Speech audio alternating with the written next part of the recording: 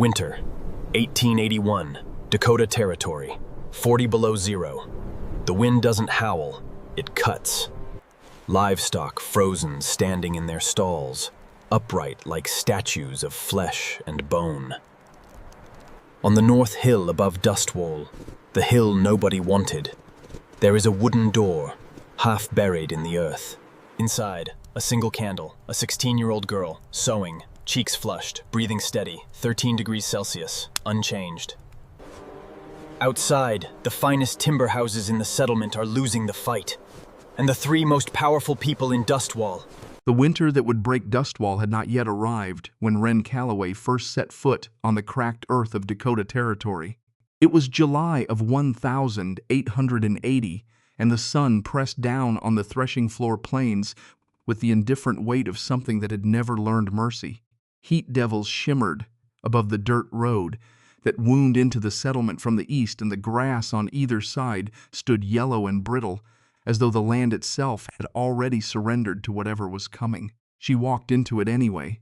17 miles behind her that morning, the soles of her boots worn thin enough to feel every pebble through the leather, her red hair pulled back beneath a sun-faded kerchief that had belonged to her mother before consumption took her. She was 16 years old.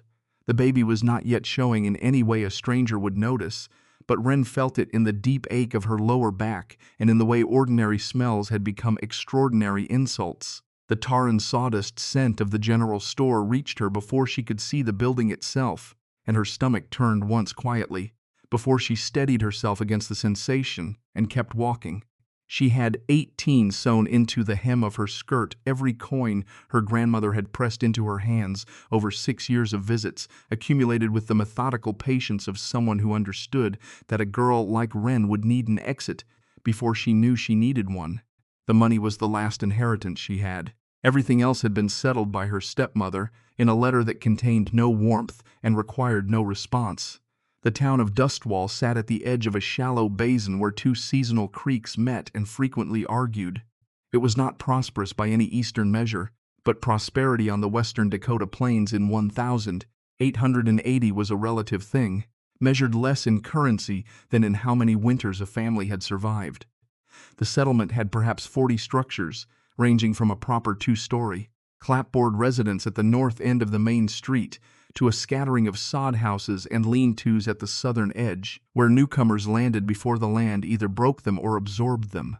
A church occupied the highest ground near the center, its whitewashed boards already graying at the seams.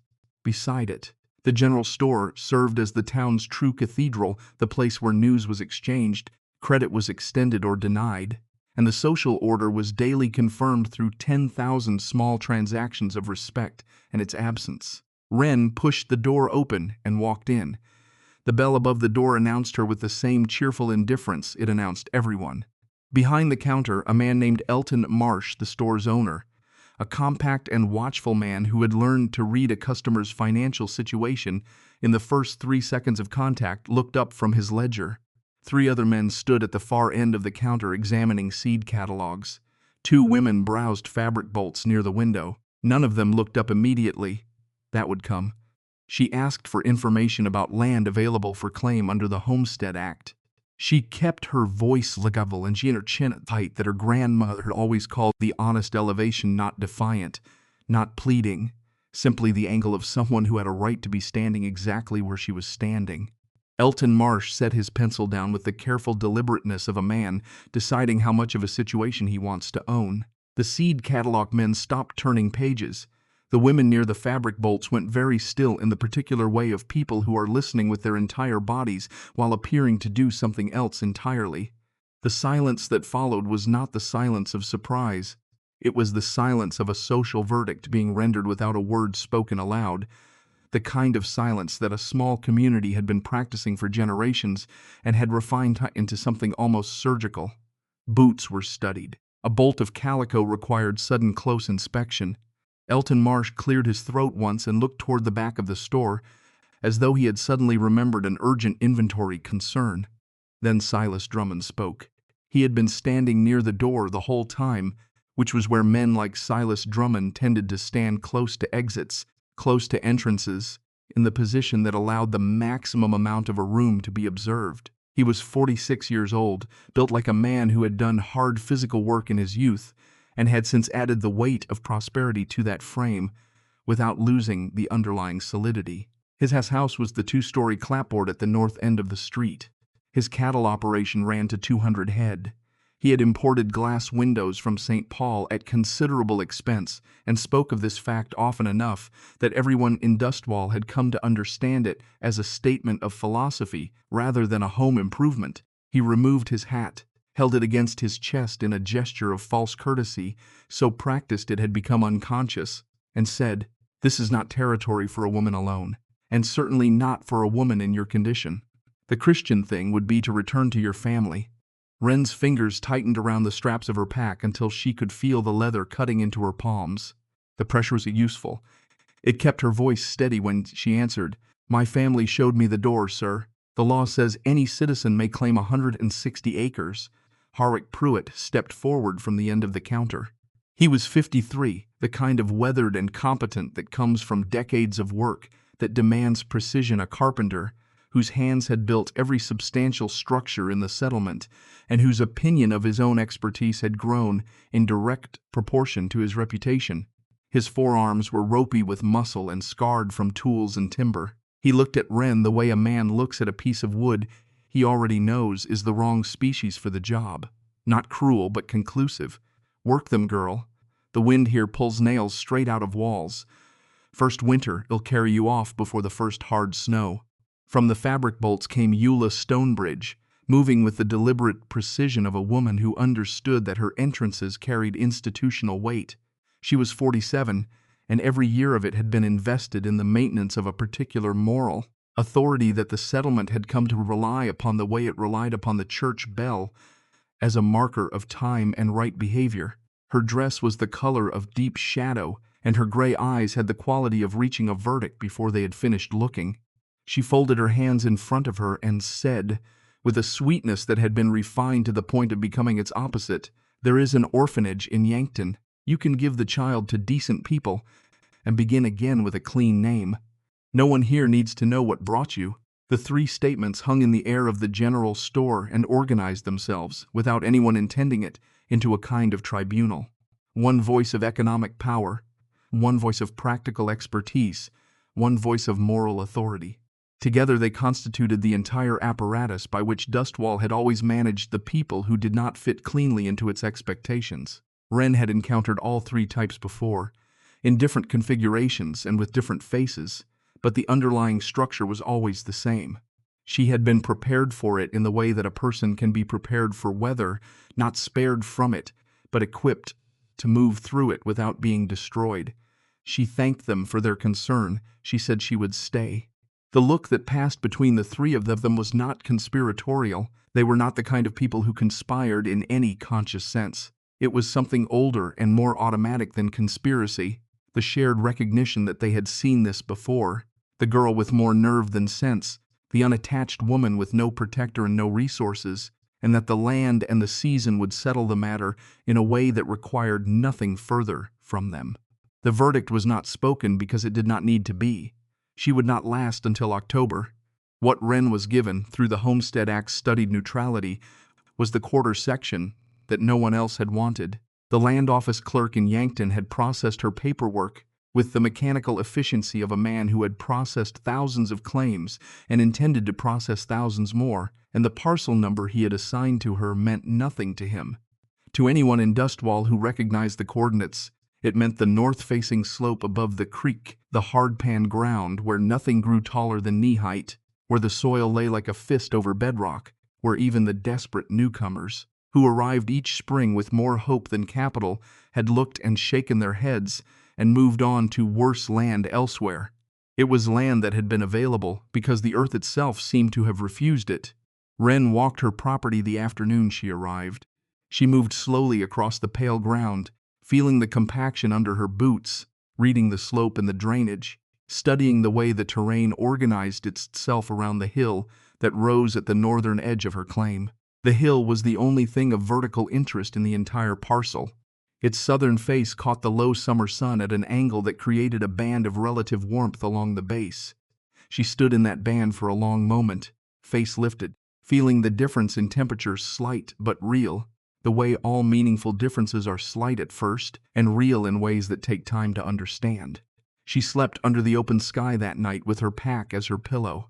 The stars over Dakota in July were a density of light that took getting used to, as though the sky closer to the ground's level had more stars than the sky above the cities. She lay on her back looking up at them, one hand resting flat on her stomach in a gesture that had become habitual over the past 2 months, not dramatic, not theatrical, simply the instinct of a body acknowledging that it now contained 2 lives instead of 1. The child was real in the way that hunger was real, in the way that cold would eventually be real. She did not allow herself to feel afraid of it. Fear consumed calories. The second night was the same, though a front moved through before dawn and left the ground damp. She woke stiff and muddy and ate a piece of hardtack from her pack and drank water from the creek and watched the sun climb. On the third night, she started to dig. The memory that moved her hands was not recent. It lived in the sensory archive of childhood, in the smell of wood smoke and dried herbs, and the particular creak of a rocking chair on a porch that had never been level. Her grandmother, Hattie Calloway, had been a woman of the Tennessee Hill Country, born in a hollow between 2 ridges, raised in the years when the land was still being disputed by the living and the dead in ways that were not entirely metaphorical. Hattie had survived the Civil War years in a house that was not precisely a house but rather a wound in the earth, a chamber dug horizontally into a hillside by her mother and her aunt in the winter of 1863, when Sherman's march had reached the point where it was no longer safe to live in anything that could be seen from a road or burned by a torch. The technique they had used was not invention, it was memory. Women in the Appalachian highlands had been digging into hillsides for shelter, since before the Revolution, knowledge passed from mother to daughter through demonstration rather than documentation, the kind of information that lives in the hands rather than in books, and therefore survives the burning of libraries. Hattie had learned it watching her mother work, had carried it for decades in her body, and had tried to transmit it to Wren on those summer afternoons when Wren was 8 and 9 and 10, sitting on that uneven porch in Tennessee, helping shell beans into a dented pot while her grandmother talked. The earth holds its temperature, Hattie had said, one afternoon when the heat was climbing toward its midsummer peak. 6 months of summer sun goes in and takes the whole season to come back out. Winter works the same. You dig down a yard or so and you hit the part of the world that doesn't know what season it is. She'd pressed her fingers into the clay at the edge of the porch to demonstrate, working them in up to the second knuckle. Neither hot nor cold, just steady. And steady is what keeps you alive when the weather's trying to kill everything that moves. Hattie had also talked about the thermal mass principle, though she had not called it that. She had no patience for words that dressed simple things in complicated clothes. She called it the rock battery. The blacksmith she had married before the war had showed her the idea. Heat a mass of dense rock, and the rock releases that heat slowly over hours long after the fire is gone. A stone heated for an afternoon will warm a room for a night. A bed of stone heated properly will hold the memory of a fire long past its last ember. The smith had used it to maintain his forge temperature through the night without feeding fuel. Hattie had adapted it for living. Wren's grandfather, the blacksmith, had died at Shiloh in 1862. But his practical intelligence had survived through Hattie's memory and passed into Wren's hands on those Tennessee afternoons, which was one of the small, quiet miracles that war sometimes creates without intending to, knowledge traveling through the bodies of women to outlast the men who first understood it. She chose the southern face of the hill. The slope ran at roughly 30 degrees, which was steep enough to provide a natural ceiling once she dug into it, gentle enough that she could move in and out without climbing. She oriented her entry to face south-southeast, which would catch the morning at the angle that would do the most good in the cold months, warming the air at the entrance during the hours when she was most likely to be moving in and out of it, creating a buffer against the killing cold of the Dakota winter that she had only heard described but already understood in her bones. She had bought a second-hand shovel in Yankton before she left, negotiating the price down to $2.50 from $3.50 by pointing out that the handle had a crack near the socket that would split within a season. The hardware man had taken the point and the money. The shovel was in her pack, broken down into handle and head for transport, and she assembled it now in the long summer dusk and began to work. The first 3 feet were the hardest. The surface soil of the Dakota plains had been compacting for millennia under wind and weather, and it resisted the blade with a solidarity that was almost personal. She worked the edge in at an angle, leveraging rather than forcing, the way Hattie had shown her. Don't fight ground that doesn't know it's supposed to lose. Convince it. After 2 hours, her arms ached with a specific deep fatigue that lived below the muscle, and she had moved perhaps 20 cubic feet of earth. She calculated. She kept working. She did not sleep until well past midnight. When she did, she slept on the ground outside the partial excavation, and it seemed to her, though she acknowledged this might be exhaustion inventing, meaning that the earth she'd disturbed smelled different from the surface earth. Darker, more complex, less afraid. Silas Drummond rode past on the 3rd day of digging.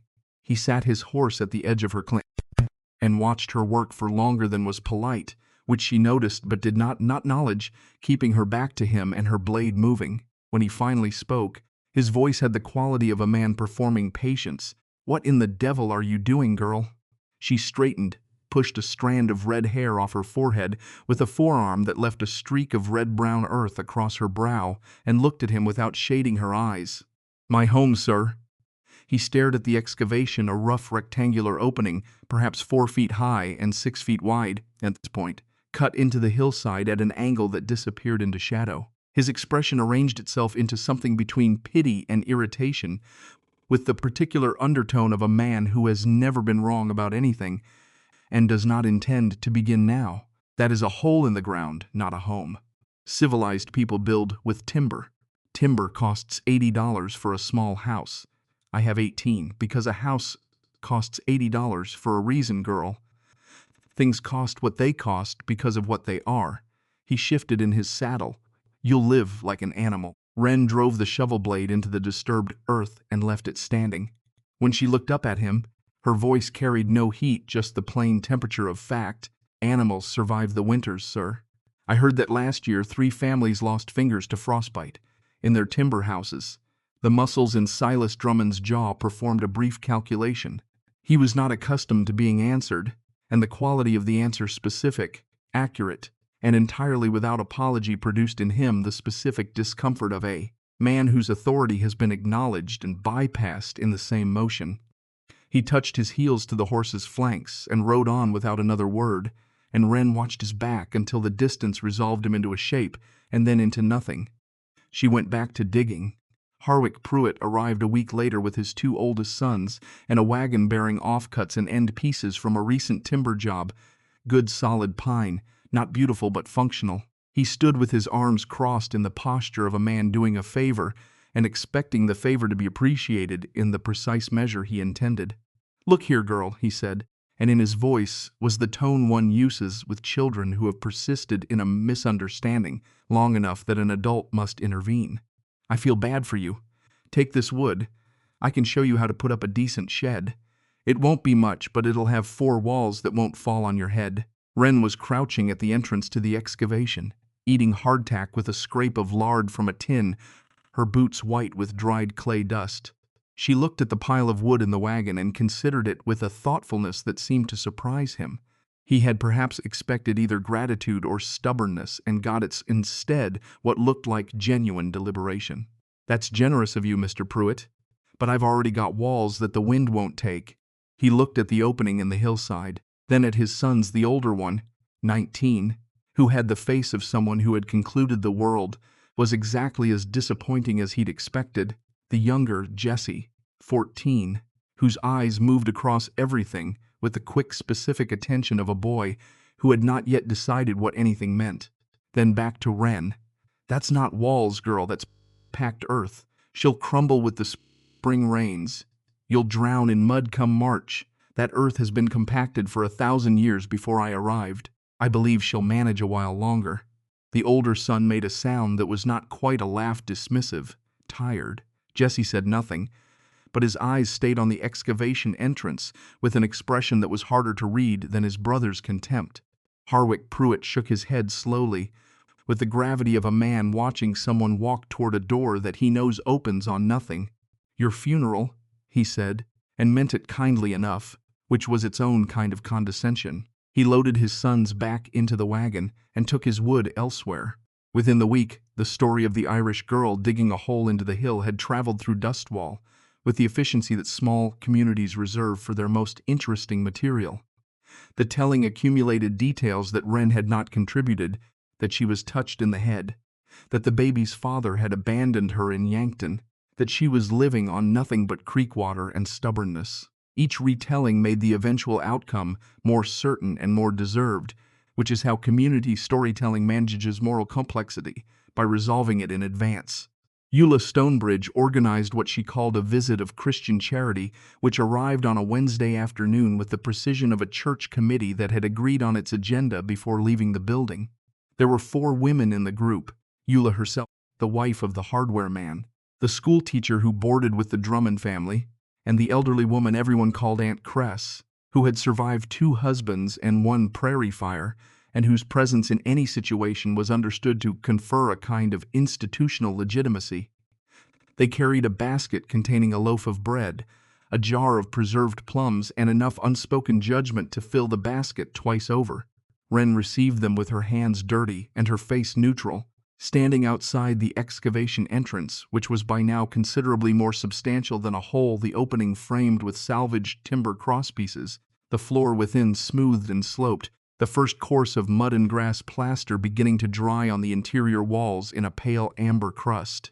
The women looked at it with expressions that managed to be simultaneously pitying and appalled.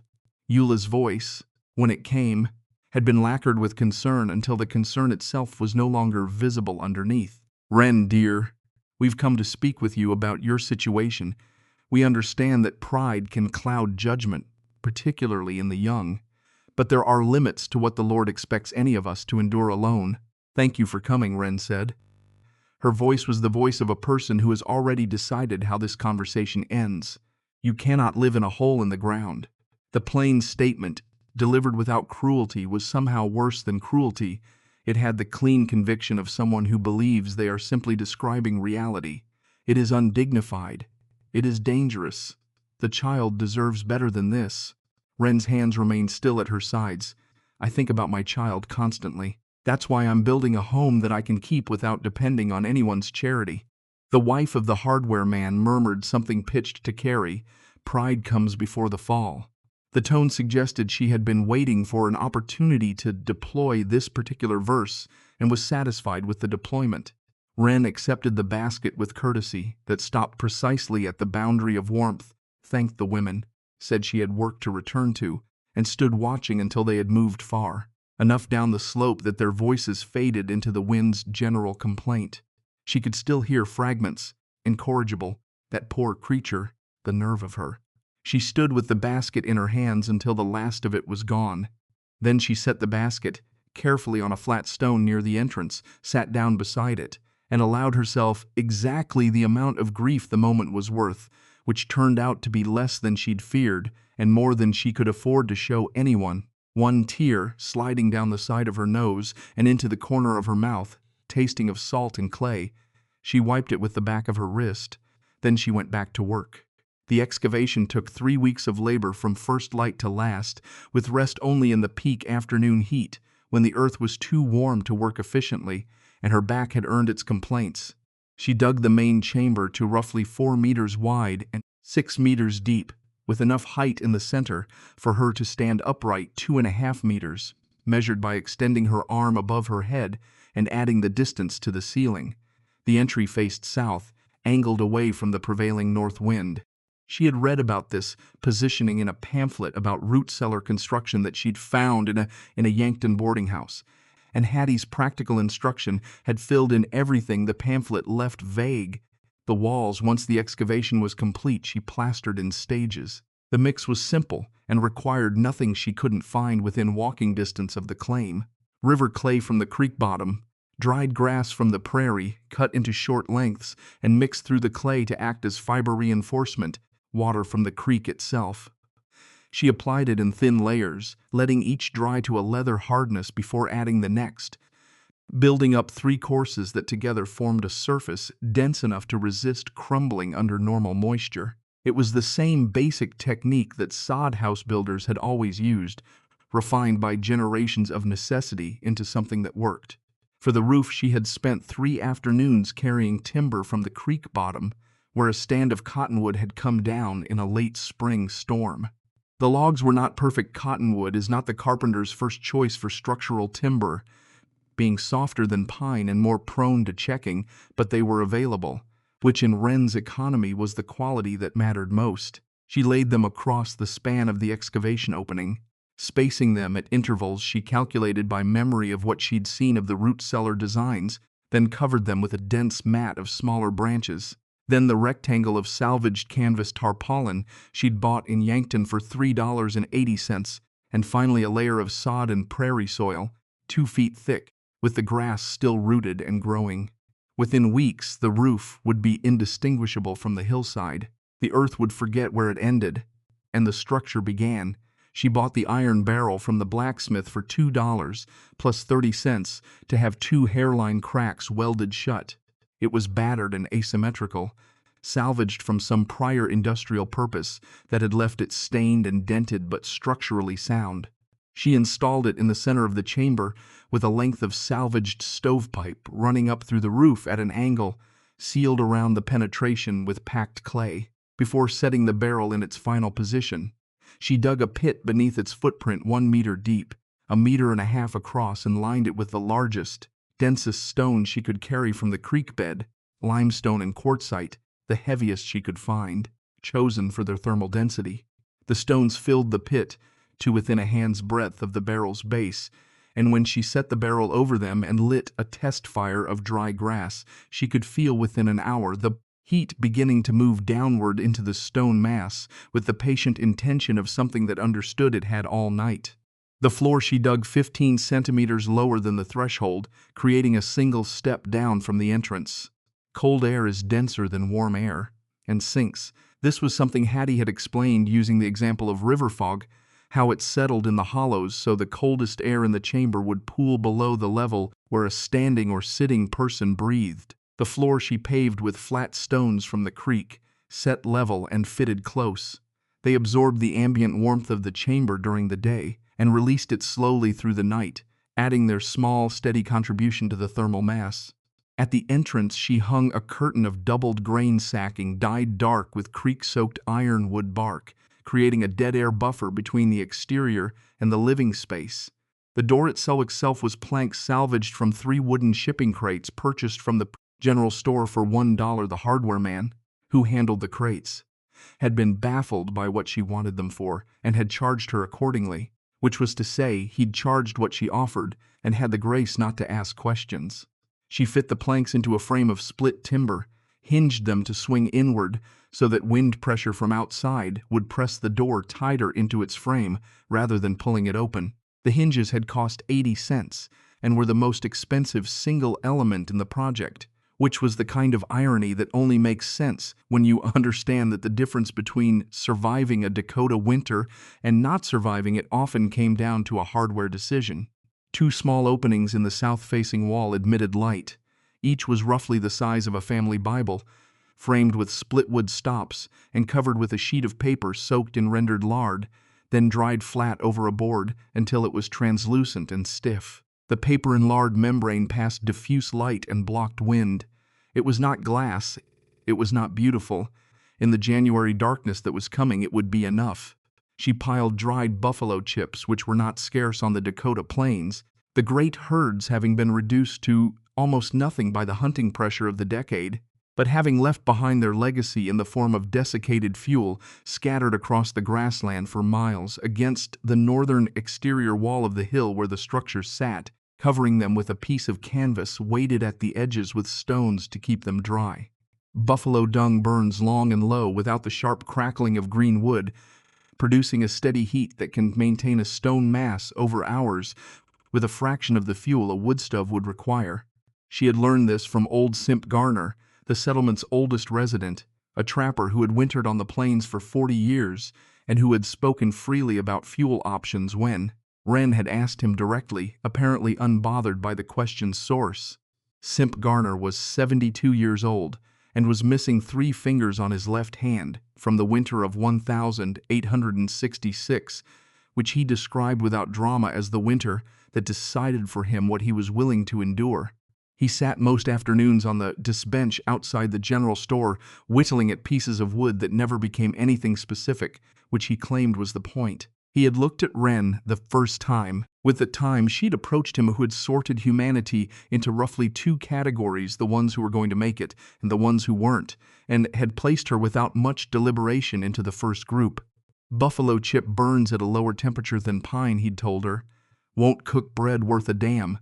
But for stone heat, for keeping a steady bed of warmth going all night, there's nothing more efficient per pound. Your grandmother knew that, if she had any sense. Wren had said that her grandmother had had a great deal of sense, and Simp Garner had nodded as though this was the expected answer and returned to his whittling.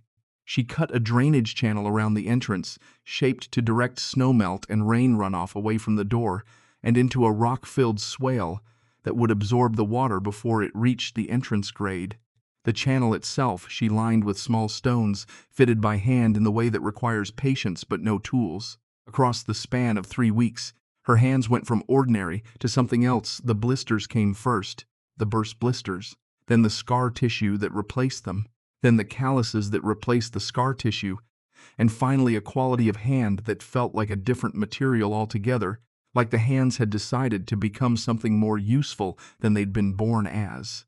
She finished in the first week of September 1880. The aspens along the creek had turned to a yellow that was almost painful to look at directly, and the evenings carried the first suggestion of what was genuinely coming, a cold that was not yet cold, but knew what it intended to become. She stood in front of the door she had built from shipping crates and looked at the hillside that was also her roof, and felt something that she did not yet have a word for. It was not pride, which lives in comparison with others.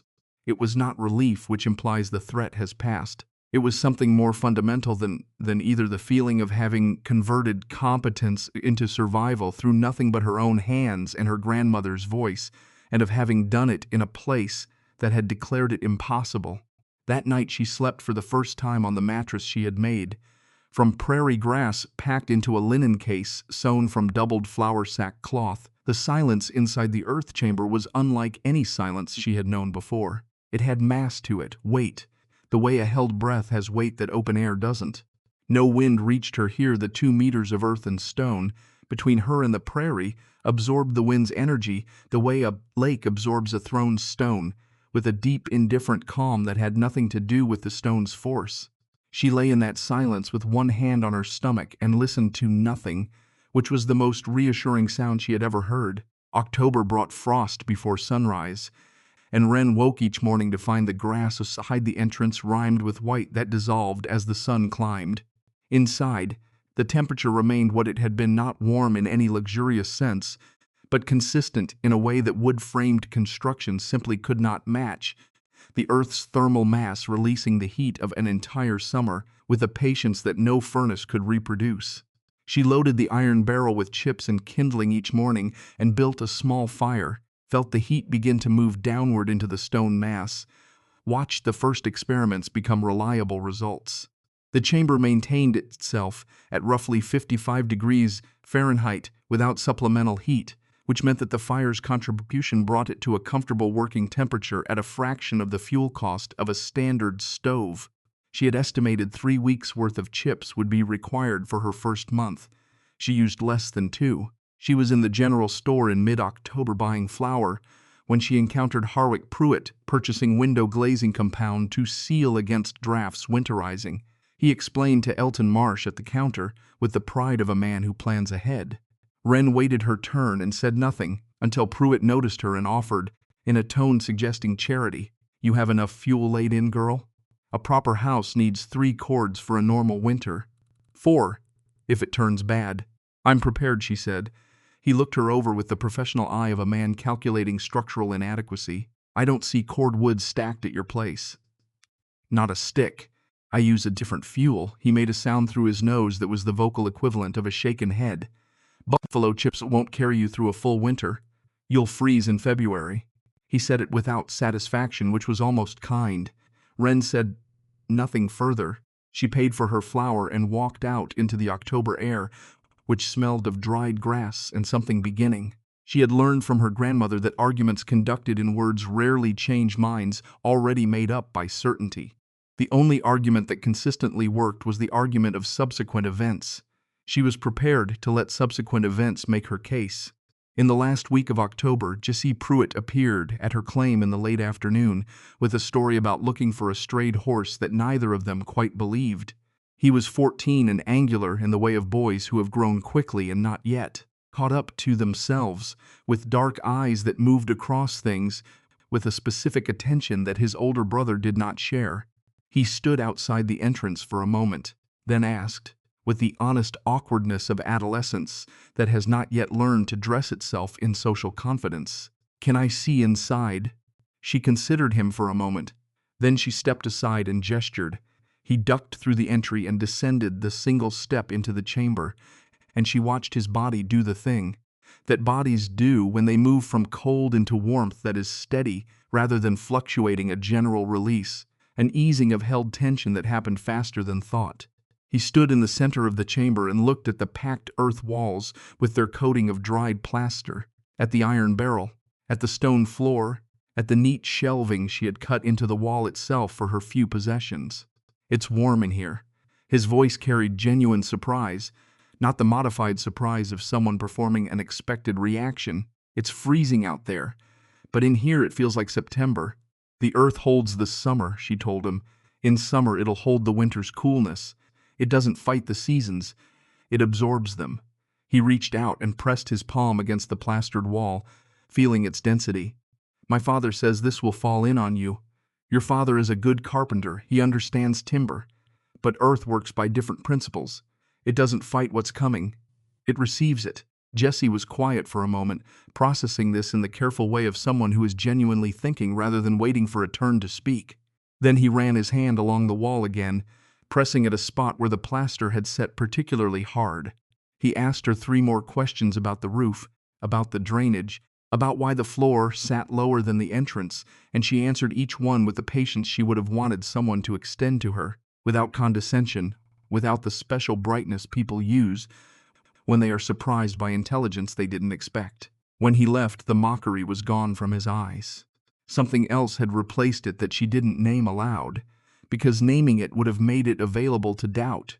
She watched him walk back down the slope toward the lights of Dustwall, then turned back to the hill that was her home, lit her evening fire in the iron barrel, felt the stone mass begin its slow absorption of heat, and cooked her supper in the steady warmth of a structure the settlement had already written her obituary.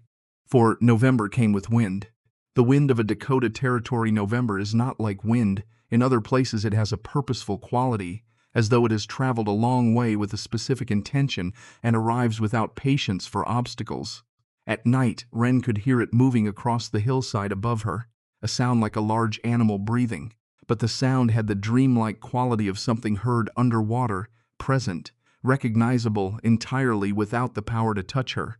The 2 meters of earth between her and the night's efforts absorbed everything. She lay on her grass mattress and listened to the wind, described the world it was having outside, and felt the stone beneath her floor releasing its stored warmth with the absolute reliability of physics. It was in the last week of November that Mabel Drummond appeared at the entrance. Silas Stramife was 42 years old, with a quality of stillness that suggested a life spent making considered decisions in situations that offered her less choice than they offered her husband. She arrived alone, on foot despite the cold, wrapped in a wool shawl that she held closed with one hand against the wind. She did not announce herself. She simply appeared at the threshold and said she hoped Wren didn't mind, that she'd been passing and had wondered. Wren did not point out that nobody passed the North Hill on the way to anywhere. She stepped back and gestured inward. Mabel Drummond descended the step, and the warmth reached her before she had taken a second breath. Wren watched the woman's shoulders drop, a slow, involuntary release that happened below the level of deliberate behavior. She stood in the middle of the chamber and looked at everything slowly, without the performed assessment of someone confirming their expectations. She was actually looking. "Lord," Mabel said, very quietly. "It's warm in here, steady," Wren said. "Not warm exactly, but it doesn't change. That's what matters when it gets cold." The older woman moved her gaze around the chamber, the walls, the barrel, the floor, the shelves cut into the earth itself. She sat on the single stool Wren had shaped from a split log and set its cut face level. She was quiet for a moment that did not require filling, and Wren did not fill it. "How did you know it would work?" Mabel finally asked. "My grandmother taught me that Earth doesn't fight. It absorbs. She learned it from her mother, who learned it from necessity. The women in our family had a long education in necessity. And you trusted that? Enough to stake your life on it?" Wren thought about the question with the seriousness it deserved. Outside, the wind moved across the hill in one of its sweeping passes, and the sound it made inside the chamber was the sound of something very far away, barely relevant. "I didn't trust it the way you trust a fact in a book. I trusted it the way you trust a smell. It was in my hands before it was in my head. By the time I stood in front of this hill with a shovel, I already knew what was inside it. I just had to go get it." Mabel Drummond sat for 20 minutes. She asked no more questions. When she stood to leave, she pressed Wren's hand briefly in both of hers, a gesture without a single word attached to it, which made it say more than words would have, and left a loaf of bread she'd carried, wrapped in a towel at the bottom of the basket she'd brought. She went back out into the November wind which received her without ceremony, and Wren stood in the entrance watching her figure diminish down the slope toward the settled lights of Dustwall. That night, the temperature outside dropped to 12 below zero. In the Drummond house at the north end of the main street, 3 fireplaces burned through their first serious test of the season. In the Pruitt house, the family pulled their beds close to the single reliable stove. In the Stonebridge household, Mabel's story of warmth and steadiness traveled from her to her husband and outward into the network of the settlement's evenings, and was received with the particular mixture of curiosity and dismissal that a community produces when its expectations have been unsettled by facts that haven't yet been acknowledged. In the hill above the North Creek, Wren Calloway banked her small fire at 8 o'clock, felt the stones beneath the barrel begin their long exhalation of stored heat, pulled a single blanket over herself, and lay with her hand resting on the growing presence of her child in the silence that was the earth, speaking the only language it had ever needed, patient, encompassing, prepared for whatever season chose to arrive. She did not know yet that January was preparing to settle all arguments. She did not know that the 3 people who had organized themselves at the general store into the tribunal of her inadequacy would stand at her door before winter released the land. She did not know that the thing she had built would become, in the course of 3 days, the only warm place in Dustwall. She knew the stone was warm beneath her. She knew the earth was solid above her. She knew the child was real and the winter was coming, and she had built what she needed to survive both. That was enough. For now, it was entirely enough. The 23rd of January, 1881 arrived without the courtesy of warning. The morning began in a silence so complete it had texture, a stillness that the old-timers in Dustwall recognized before they opened their eyes, the way a body recognizes a smell from childhood before the mind has finished waking.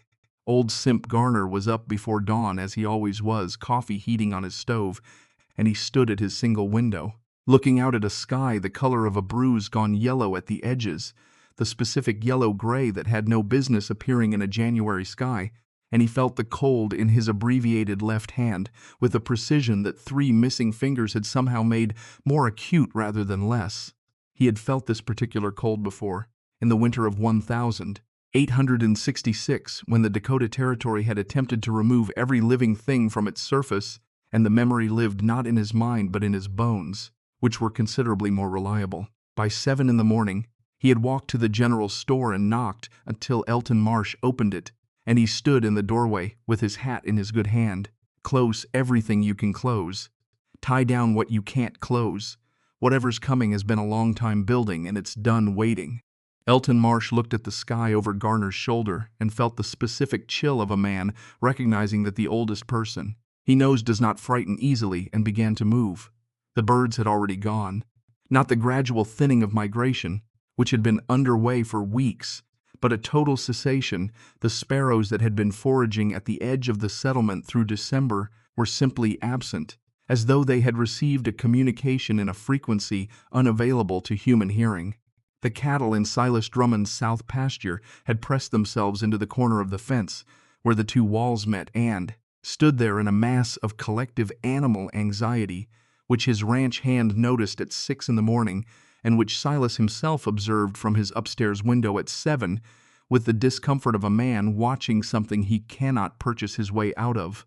The temperature dropped 20 degrees between 8 in the morning and noon, not gradually, not in the progressive way of an ordinary cold front descending from the Canadian plains, but with the urgency of something that had been held back by some atmospheric negotiation that had now concluded in the worst possible terms. Sky went from yellow-gray to a uniform white-gray that was not cloud cover in any normal sense, but rather a ceiling so low and so dense it seemed to press against the rooftops. By 2 in the afternoon, the first snow arrived, and it was not snow in any decorative sense. It was ice crystals driven horizontally at 40 miles an hour by a wind that made the air itself seem solid, a thing you moved through rather than breathed. By 6 in the evening, a person standing at the door of the general store could not see the church 20 yards across the street. The world had become a roaring white nothing, and Dustwall, its timber frames, its glass windows imported from St. Paul, its carefully constructed assertions of civilization was inside it. Inside the earth, inside the hill above the North Creek, Wren Calloway felt the storm arrive as a change in sound rather than temperature. The wind, which had been audible for hours as a distant complaint, shifted into something lower and more continuous, a vibration in the hill's mass, rather than a noise that passing through air, and the quality of that vibration told her what Simp Garner's bones had already told him. She had spent the afternoon banking additional fuel supply against the north exterior wall, had filled every container she owned with water from the creek, before the surface ice made collection impossible, had moved her remaining food stores to the innermost shelf. She had done these things not with the urgency of panic, but with the methodical focus of someone completing a checklist written in advance. She lit the barrel fire at 4 in the afternoon rather than her usual 7, feeding it carefully, not large, not rushed, just consistent, and felt the stone mass beneath begin its slow accumulation of thermal energy with the patience that physics never abandons. By 5 o'clock the chamber temperature had risen 2 degrees from its baseline. By 6 it held at 58 degrees Fahrenheit, and she ate her supper beans from the pot she kept perpetually warm on a flat stone near the barrel, dried biscuit, a mug of boiled creek water with dried prairie herbs, while outside the January storm pressed its full weight against the Dakota plains. The timber structures of Dustwall discovered their vulnerabilities in sequence, each building a case study in the gap between appearance and performance. Silas Drummond's house, the largest, the most expensive, the most visibly prosperous structure in the settlement, suffered first from its own ambition. The two-story design, which had seemed like an assertion of Eastern civilization transported west, now operated as a chimney in reverse, drawing the slight positive pressure created by the fireplaces upward through every gap between floor and wall, every imperfection in the window framing, every place where the exterior cladding had shrunk against the cold and opened a hairline crack through which the storm found purchase. By 8 o'clock on the first evening, the temperature in the upstairs bedrooms had dropped to 22 degrees despite the fire below. By midnight, Silas had moved his wife, his 2 sons, and his daughter-in-law into the parlor beside the main fireplace, and they lay on the floor in their coats with blankets layered over them, which was the thermal logic of a root cellar applied to a 2-story house with insufficient insulation. The wood supply was the problem that kept Silas awake while his family slept around him. He had ordered 4 cords of split pine delivered before winter, which had seemed more than adequate in October. By midnight of the first night, with all 3 fireplaces running and the house still losing ground against the cold, he had begun to calculate. The numbers organized themselves into a conclusion he did not want to reach. At current consumption, 3 fireplaces, this temperature, this wind, 4 cords of pine would last perhaps 2 more days. The storm had not yet spoken to anyone about its intentions regarding duration. He lay on the parlor floor and watched the firelight move across the ceiling and performed the arithmetic he had been avoiding since nightfall. The result was the same each time. And the thing that lived beside the result, the knowledge that had arrived without announcement sometime in the small hours of the morning, was worse than the arithmetic. Silas Drummond had built his life on the reliable infrastructure of his own competence. He had made correct decisions for 20 years in conditions that punished incorrect ones. He understood cattle, credit, timber, weather, men. He had looked at a 16-year-old girl digging a hole into a hillside and had delivered a verdict based on everything he knew. The verdict was wrong. He did not reach this conclusion in a single moment of clarity. It arrived the way the cold had arrived, in increments, each one small enough to deny individually until the aggregate was undeniable. The second time he checked his wood supply and found it lower than his estimate. The thought he had been refusing to complete finally completed itself. The girl on the hill was warm. In a structure that had cost less than $15, with no fireplaces, no imported glass, no architectural ambition, she was warm in a way his house with its 3 burning fireplaces was failing to be. He lay with his eyes open in the firelight, and the thing he felt was not yet humility. Humility takes time to fully arrive, but it was the specific precursor to humility, which is the moment when a man can no longer construct a defense against a truth he has been resisting. The Pruitt house confronted a different failure, more technical in nature and therefore, for a man of Harwick's constitution, in some ways more devastating. The addition he had built in the fall, the new bedroom, with its imported cast-iron stove and proper brick chimney, his masterwork of the season, had become, by the second day of the storm, the single most dangerous room in the house. The chimney's design, which had worked adequately in the mild temperature differentials of November, developed a fatal flaw when the exterior temperature dropped past a threshold that changed the pressure dynamics. The cold, dense air outside pressed down the chimney stack at a rate that overcame the draft the stove's heat should have generated, and the result was a room that could not be heated without filling with smoke, which meant a room that could not be used at all. Harwick had identified the problem by noon of the second day, standing at the sealed doorway of his failed addition with his hand pressed against the wood, feeling the cold radiating through it. He understood immediately what had happened. He was not an unintelligent man, only a certain one, and certainty is not the same as incompetence, but understanding a structural flaw is not the same as being able to correct it in the middle of a blizzard with the temperature at 30 below and no materials available that weren't already frozen solid. He sealed the room completely, banking the gap at the bottom of the door with wet towels that froze in place within an hour, creating an inadvertent but effective thermal dam. Then he moved his family into the kitchen, which had the least elegant but most functional heat source in the house, the old wood-burning cook stove, unimpressive, unsexy, reliable in the way that unglamorous things are often reliable. His wife, Dora, began coughing on the second day with the wet, rattling quality that lives below mere cold and suggests the lungs have been recruited into a larger argument. The kitchen air, warm enough near the stove but subject to infiltration from the doorways and the gaps under the exterior door, cycled between tolerable and punishing as the wind shifted. Each time it shifted toward punishing, Dora coughed longer. Harwick could hear the progression in it, the way each bout lasted slightly longer than the last, the way she was beginning to protect her breathing instinctively, keeping her movements small to avoid the exertion that triggered the worst episodes. He kept the stove fed at intervals that disrupted what sleep was possible and counted his wood supply with the grim precision of a man rationing something he cannot afford to run out of.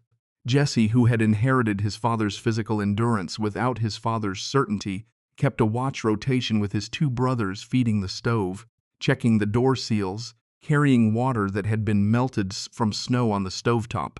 He worked without complaint, which Harwick noticed with the particular pride a man feels when a child performs well under pressure, alongside the guilt of having put the child in the position of needing to perform. At some point in the second night, Jesse had wrapped his coat around his mother's shoulders, in addition to the blankets already covering her, and Harwick had watched this without comment, the gesture landing somewhere below his sternum with a weight that had nothing to do with the cold. In the Stonebridge house, the storm had exposed the specific vulnerability of a dwelling whose comfort had always depended more on social enforcement than physics, and stayed The chimney problem, which a better trained builder would have anticipated, which, in fact, Harwick Pruett had tried to point out the previous spring before Cyrus Stonebridge declined the advice on grounds of budget, had been a manageable inconvenience in normal weather, producing occasional backdrafting that could be cleared by opening a window briefly. In the sustained north wind of the blizzard, it became a siege. Every attempt to build a warming fire produced a room filling with smoke, which meant choosing between cold and asphyxiation, with the cycle repeating every few hours. Eula had transformed the kitchen into a survival chamber with an efficiency that surprised even her. She was a woman of strong opinions and considerable energy, and the emergency had released that energy from its peacetime channels into something more direct. She boiled water. She heated stones in the cook stove and wrapped them in towels. She made Cyrus seal the parlor and the entry hall with whatever fabric could be nailed across the door frames, reducing the volume of space they needed to warm. She was competent in crisis in a way that her ordinary life did not often require, and the discovery of this quality in herself would have been satisfying under other circumstances. Lily had developed the chill in her feet on the second morning, not frostbite, which requires exposure, but the deep, aching cold of extremities insufficiently warmed, the capillaries contracting to protect the core at the expense of the periphery. Eula had caught it early, feeling her daughter's feet during one of the stoking cycles and recognizing the pallor below the toenails, the slight puffiness at the joints. She had reacted with the speed of a woman who has already decided in advance that certain things are not going to happen on her watch. Lily's feet went into warm water immediately, then into doubled wool stockings, then into the space between Eula's own body and her heaviest blanket for the rest of that night. By morning, the color had returned. Lily slept against her mother's side and breathed the even breath of a child who has been told by her body that the danger has passed. But Eula lay awake above her sleeping child and knew the arithmetic of their situation with a clarity that brooked no comfort. The warmth they had achieved was fragile, dependent on a cook stove that was already consuming fuel faster than she'd estimated, on a thermal strategy that would require constant management to maintain. The second night was colder than the first. The third would be colder still. She had the competence to manage tonight. She was less certain about tomorrow night, when the wood would be lower, the family more exhausted, the cold more practiced at finding every weakness. The storm deepened on the second full day with an almost architectural deliberateness, as though it had identified the settlement's structural assumptions and was testing each one systematically. The temperature reached 42 below zero Fahrenheit at some point in the second night. No one in Dustwall had a thermometer calibrated to confirm this, but Simp Garner, who had survived the worst winter the territory had seen and whose body maintained its own registry of such things, said afterward that it was the coldest he had felt in 30 years of paying attention, which was a form of measurement with its own authority. Inside the hill, the stone beneath Wren's barrel glowed with accumulated thermal energy that had been building for 18 hours. She had fed the fire twice morning, evening, with the measured portions she had calculated in October, neither more nor less than the amount required to maintain the stone mass at its working temperature. The chamber held at 55 degrees. Not warm in the way that a banked parlor fire is warm, not the aggressive heat of a burning hearth, but an even, encompassing temperature that did not vary with the wind or the hour. The difference between 55 degrees and the exterior temperature of 42 below was 97 degrees of separation, purchased not with wood but with physics, with the stored summer heat of 10,000 square feet of Dakota Prairie soil, slowly releasing through the floor and walls of the chamber at a rate the season could not accelerate. She moved through the second day with a discipline that left no space for fear. She inventoried her food supply adequate for another 3 weeks if she was careful, which she was always careful. She checked the roof for any sign of settlement under the weight of accumulated snow, pressing upward on the ceiling timbers with both palms and finding them solid, the earth above them absorbing the weight across its entire surface in a distribution that no point load could match. She sharpened her knife, which needed it, and mended a split seam in her boot, which also needed it. She read the same chapter of the single book she had carried from Yankton, a practical manual on agriculture and soil management that she had taken because it was useful, not because she loved it and found 2 passages about soil thermal properties that confirmed things Hattie had told her in ways that Hattie would have found amusing and unnecessary. At some point during the second afternoon, she allowed herself to think about what was happening in the timber houses below the hill. The thought arrived without satisfaction, which surprised her slightly. She had half expected that the vindication of her choices would carry some emotional reward. It carried nothing of the kind. What she felt instead was a specific gravity, a kind of weighted awareness of the gap between what was happening in the earth chamber, where she sat, and what was happening in the structures where people she knew, people who had been unkind to her, but people were enduring a cold that their preparations had not been sufficient to contain. The awareness did not have a name. It sat with her while she mended her boot, present and without resolution. The third day of the storm was when the structure of things began to shift. Silas Drummond's wood supply had reached a quantity that was no longer a matter of rationing but of impending conclusion. He had burned through 3 cords and most of a 4th, and what remained would keep the parlor fireplace burning for perhaps 16 more hours. His sons had made 2 attempts to reach the wood storage shed on the property's eastern edge, which held an additional half-cord of seasoned timber, and had been driven back both times by a wind that made forward progress physically impossible, not reluctance but physics, the body unable to generate enough force against the storm's opposition to move through it. The shed was 40 feet from the house. It might as well have been a mile.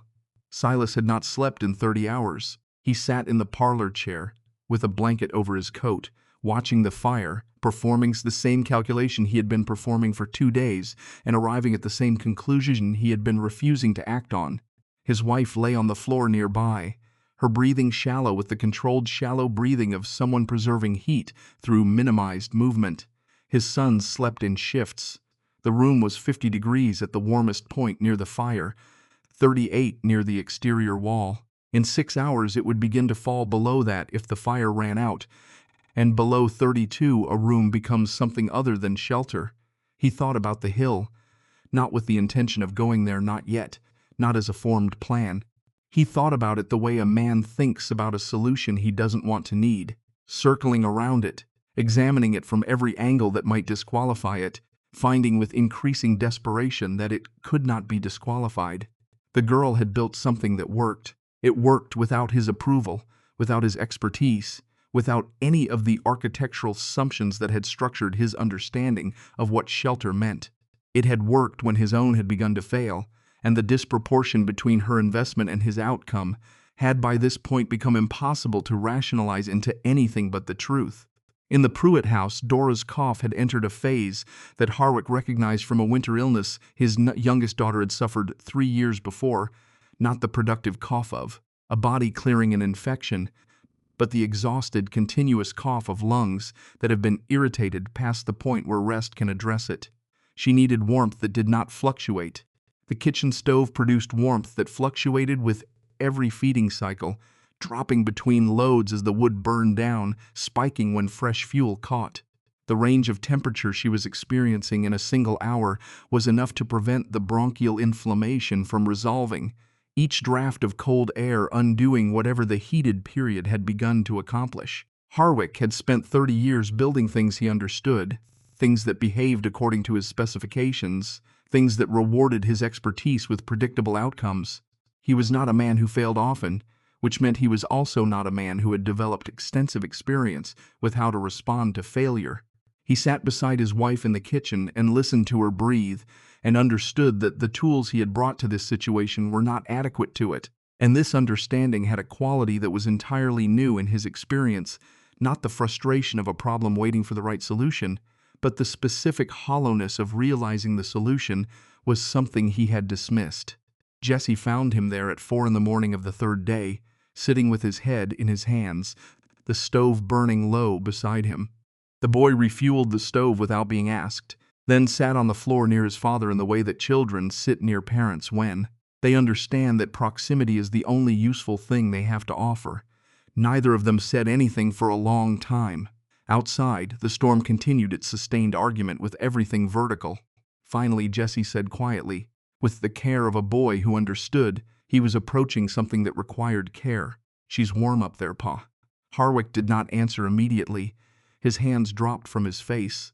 He looked at the stove, at the stack of remaining wood beside it, at the doorway beyond which his wife lay breathing with that careful, costly breath. "I know it," he said at last. The two words contained more than they appeared to contain. They were the two words that everything he had said to Wren Calloway over the previous 5 months had been built on avoiding. In the Stonebridge household, the crisis had arrived through a different door.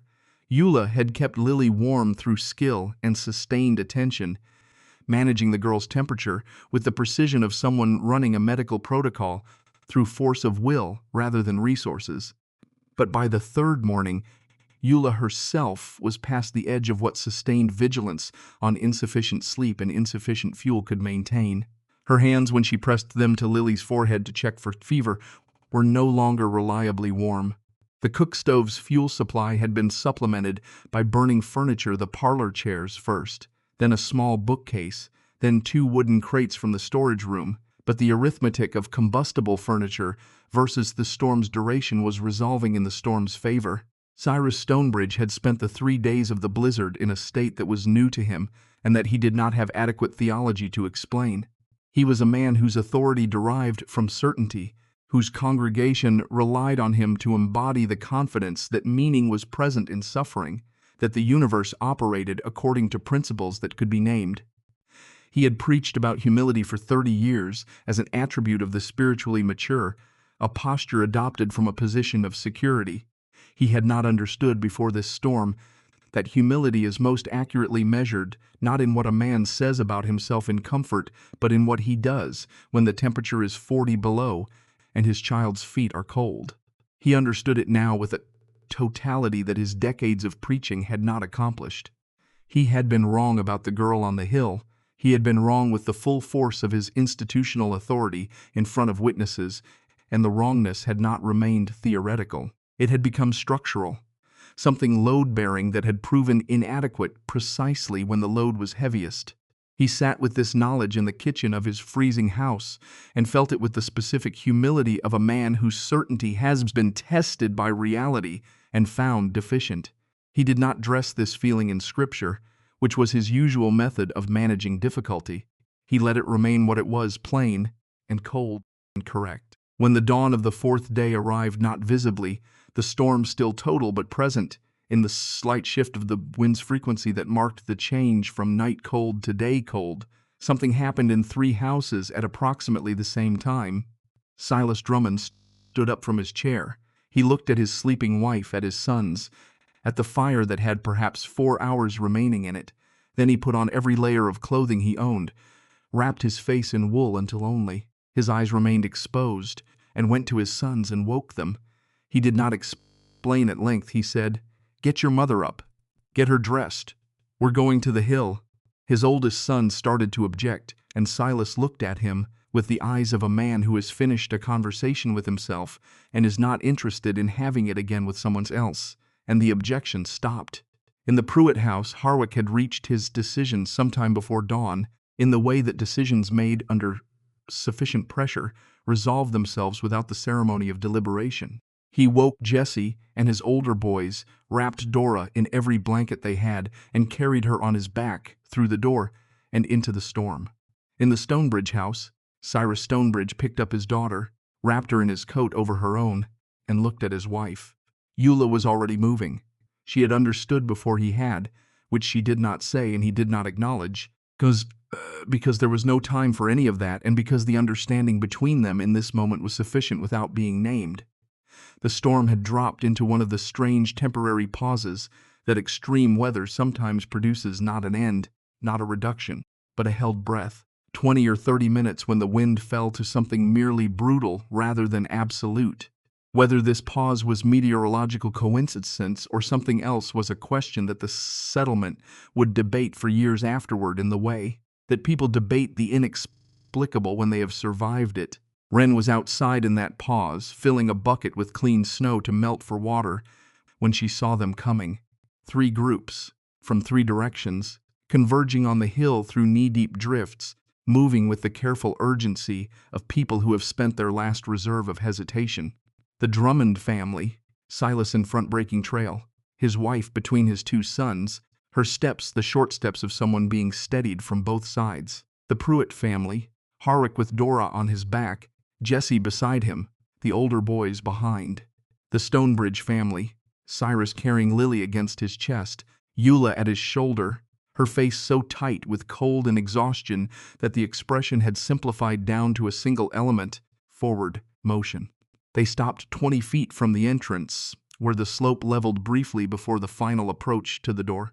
They stood in the storm's held breath and looked at her, 14 people assembled by catastrophe into a configuration that none of them had chosen. The geometry of it was not lost on Wren. 3 groups, each led by the person who had spoken against her in the general store 6 months before, arranged now in a semicircle of diminishment before the door they had called a hole in the ground. Silas Drummond opened his mouth, and what came out was not the voice he used to manage cattle or negotiate credit, not the voice of the most prosperous man in 50 miles. It was a simpler voice, stripped by 3 days of cold to its actual content. My family is freezing. We've burned through our wood. The walls of my house have ice on the inside. Harwick Pruitt. My wife needs heat that doesn't change. Real heat, not drafts. His voice was steady, but the steadiness cost him something visible. Cyrus Stonebridge, the man who had called her earth and home a grave, who had asked where the light of God was in her hole in the ground, who had built 30 years of authority on the certainty of his own rightness, said 3 words. Just 3. The words of a man who has arrived at the other side of his own certainty and found it is not as wide as he believed. Please, I'm asking. Wren looked at them. She looked at Dora Pruitt's face above the blankets. Harwick carried her in. At the dark circles of exhaustion under Mabel Drummond's eye, at Lily Stonebridge's small shape against her father's chest. She looked at Silas, who had told her this land was not for women like her. She looked at Harwick, who had brought her a wagon load of wood she didn't need, along with a cargo of condescension she also didn't need. She looked at Eula, who had pointed her toward an orphanage in Yankton, with the confidence of someone who has never had to evaluate the limits of her own generosity. She could feel the warmth of the chamber at her back, even through the open door, the steady exhalation of everything she had built through the fall. Inside, 55 degrees, constant, reliable, the stored summer of an entire Dakota season waiting patiently in the earth. The moment stretched, not because she was uncertain, but because she was human, and the moment was real enough to deserve its full duration. Then she stepped aside, pulled the door open to its full width, and said, "Come in. There's room for everyone." The warmth reached them before they were fully inside it, came through the opening with the authority of something that has been building for a long time, a wave of steady, encompassing heat that was not the aggressive surge of a fire, but something older and more reliable, the patient warmth of the earth, releasing what the summer had given it. She watched each of them feel it, the moment of contact with that warmth, their bodies responding before their minds had processed the fact that they were safe. Mabel Drummond's shoulders went down. Harwick Pruitt exhaled once, a long breath that had been held for hours without his knowing it. Cyrus stopped at the threshold and simply stood there for a moment, eyes closed, face lifted slightly as though to a source of light. Wren organized the chamber with efficient precision. Dora Pruitt and the children closest to the barrel, where the radiant heat from the stone mass was most direct. The men at the chamber's margins, where the temperature was lower but still incomparably warmer than anything they had left behind. The women in the middle, creating the thermal layering that bodies understand instinctively. She heated water for tea on the flat stone beside the barrel, distributing it in the 4 cups she owned, shared in rotation. She divided what bread she had among the children, because children burn heat faster than adults. She wrapped heated stones in towel cloth from her supply and pressed them into the hands of those who were coldest, which was a technique she had learned not from Hattie, but from observation. The hands and feet lose heat first and recover last, and restoring circulation to the extremities is not comfort but medicine. She said nothing about what had been said to her over the previous 6 months. She said nothing that assigned meaning to the reversal of positions that the storm had engineered. She moved through the chamber with the purposeful economy of someone whose resources are limited and whose competence is total, and the movement itself the care without commentary, The warmth without weaponization said more than any prepared statement could have carried. Mabel Drummond was the first to cry. The tears came without warning, in the way that tears arrive when the body decides the emergency is sufficiently over to permit them. Her voice, when she finally spoke, had been reduced by cold to something essential. "We called you mad. God forgive us. We stood in that store and told you that you would die." Wren looked at her for a moment, this woman who had come to visit her before the storm with genuine curiosity, who had sat on her log stool for 20 minutes without agenda, who had been the only one of them to approach her with something that resembled honesty. "It doesn't matter now," she said, and meant it in the specific way that practical people mean things, not as absolution issued from a position of moral superiority, but as a statement about the economy of the present moment, about what was needed and what was not. Harwick sat against the far wall with Dora's head in his lap and looked at the plastered walls with the professional attention that had never entirely left him despite everything. The attention was different now, not evaluating for failure, not measuring against the standard of his own construction, but actually looking, the way a craftsman looks at work that has solved a problem he had not known how to solve. His voice, when he finally spoke, came from somewhere that had nothing to do with expertise or reputation. "It shouldn't work. By everything I know, it shouldn't work. But it works better than 30 years of what I built." Wren added fuel to the barrel, a measured quantity, the same amount she added twice every day, neither more nor less than the stone mass required, without looking up from the task. "It doesn't fight," she said. "Timber fights the cold. Glass fights it. Iron fights it. The earth just exists. In that existing, there's something that fighting never gets to." Cyrus Stonebridge had settled onto the floor with Lily sleeping against his shoulder, her breathing the even breathing of a child whose body has been told by adequate warmth that it can stop working so hard. He sat with the particular stillness of a man who has been stripped of something he didn't know he was wearing. His voice, when it came, was nothing like the voice that had conducted 30 years of sermons. "I have preached humility as though it were a choice a man makes from comfort, as though it were an attitude rather than a recognition. I did not know until this hour what the word meant." The storm gathered itself outside, paused, and returned with everything it had saved for the third night. Wren felt it in the hill's resonance, the slightly deeper vibration that indicated the wind had found its final register. Inside the chamber, 14 people breathed the same air. The barrel burned low, and the stones beneath it pulsed with their stored warmth. The temperature held at 53 degrees. Jessie was still awake when everyone else had slept, sitting near the barrel, watching the slow movement of heat shimmer above the iron surface, the way the air directly above the metal distorted slightly in the barrel's radiance.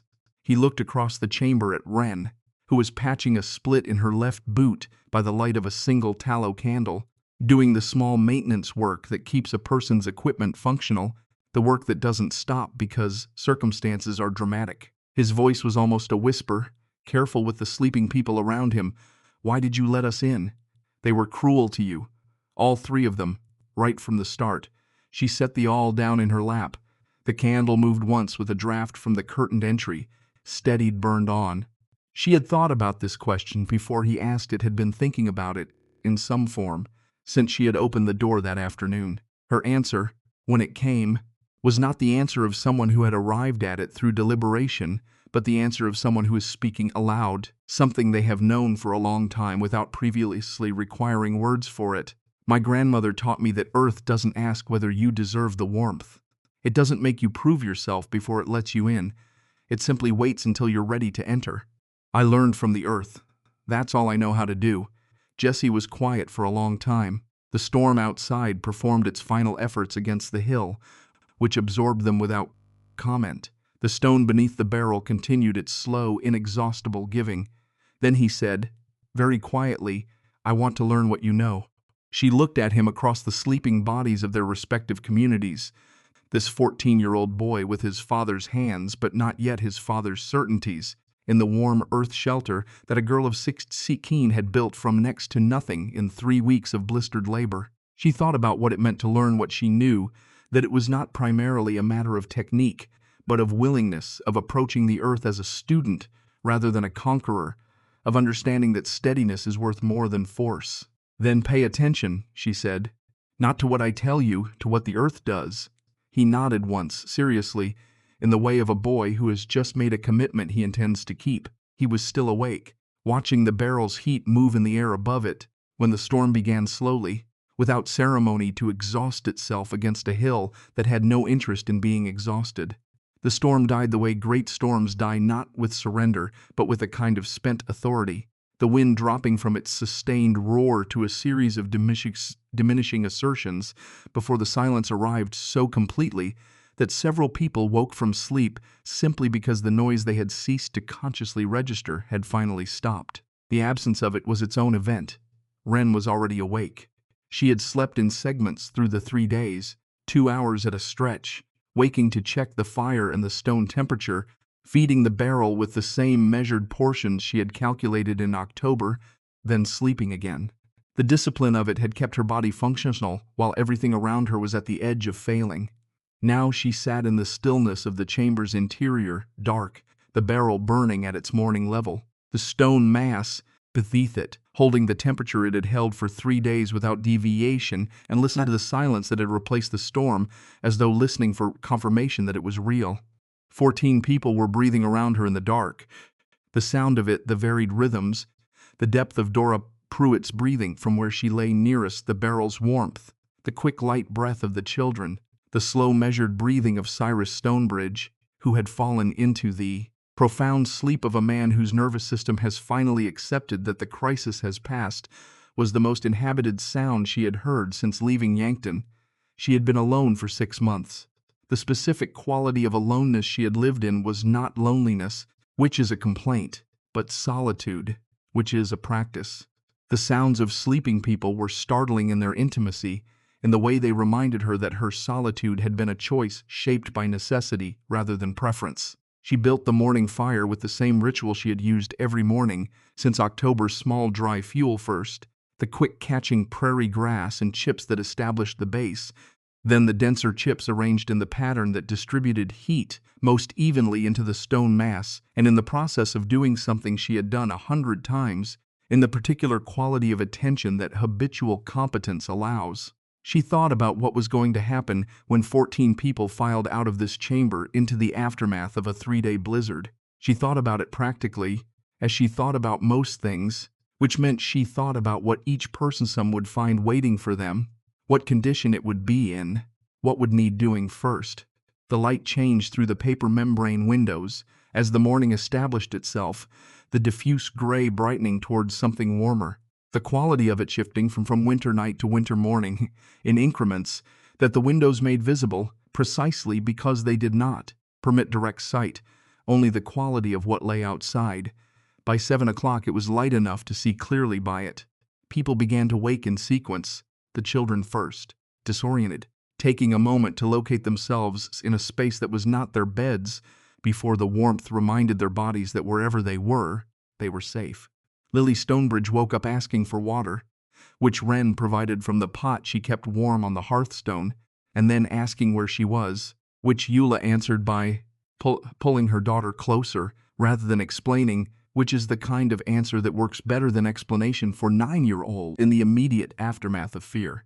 The girl looked around the chamber with the wide, unclouded curiosity of someone who has not yet organized her perceptions into expectations, taking in the curved plastered walls, the earthen ceiling with its timbered spans, the barrel glowing dull orange at its base, the row of adults arranged around the walls like an illustration of collective survival. She touched the floor stone nearest her with one finger, feeling its warmth, then looked up at Wren with an expression of pure, uncomplicated interest. "It's warm from underneath," she said, not as a question. Wren told her that the stones held the fire's memory through the night. Lily considered this information with the seriousness of a child processing something genuinely new, then nodded as though it conformed to a principle she had suspected but not yet confirmed. Eula watched this exchange from 6 inches away with an expression that had several components layered over one another: relief, guilt, something that was trying to become gratitude but kept running into the obstacle of having been wrong in ways that had consequences. The adults woke into a shared condition that had no precedent in their individual experience of one another. They had spent 3 days in approximately 400 square feet of earthen chamber, sharing fuel, sharing food, sharing the specific vulnerability of people whose preparations have been found inadequate. The social hierarchy that had organized every interaction in Dustwall for years had been, if not dissolved, then suspended. It had simply become irrelevant to survival in a way that made it difficult to reinstate without the reinstatement looking like what it was. Silas Drummond, the most prosperous man in 50 miles, had eaten dried beans from a shared pot. Harwick Pruitt had slept on a stone floor. Cyrus Stonebridge had borrowed another man's blanket. These were not dramatic indignities, but they were the kind of small, leveling experiences that leave marks on the social imagination. The pause before anyone said anything, consequential, lasted perhaps 20 minutes, the time it took to distribute the morning tea, to attend to the children's needs, to perform the small grooming rituals that re-establish the sense of self after a night of shared emergency. Then Silas Drummond put his cup down on the hearthstone with a deliberateness that was not quite commanding, but carried its old habit of gathering attention, and stood up. He was a man who had spent his adult life knowing what to do next. The quality that had carried him to his position in Dustwall was not ruthlessness but competence, the ability to assess a situation accurately, decide on a course of action, then prosecute it without second-guessing. That quality was operational now, but it was operating on a new set of facts, including the fact of his own error. He looked at Wren across the chamber where she stood near the barrel with her morning cup, and what he said was not dressed in any of the social softening he normally applied to difficult communications. "My cattle are dead. Half of them at least. The new stable is down. My house held, but it cost everything I had in fuel to hold it, and I burned through my reserve 3 days ago." He paused. "You did not." The statement was complete. It contained its own acknowledgement without requiring elaboration. Harwick Pruitt, still seated with Dora's head against his shoulder, she was, awake but conserving herself, letting her lungs accept the clean, warm air in careful increments, spoke from his position on the floor without rising, which was itself a kind of shift. "I built the wrong room. I knew what a chimney should do, and I built one that didn't do it. 40 years of woodwork and a 16-year-old girl dug into a hillside and built something that worked better than my best effort." His voice had the flat quality of a man reading something aloud that he has already read to himself several times, the emotion of it worn smooth by repetition. "I don't know what to do with that yet, but I'm not pretending it's otherwise." Wren said nothing for a moment. The fire shifted in the barrel, resettled. Outside, the February silence of the aftermath pressed evenly against the hill from all directions. "The earth doesn't grate on pride," she finally said. "It doesn't care what you knew before. It only cares what you're willing to understand now." Cyrus Stonebridge, from his corner, moved Lily gently to the side and stood in the careful way of a man whose joints have registered 3 days of cold and hard floor.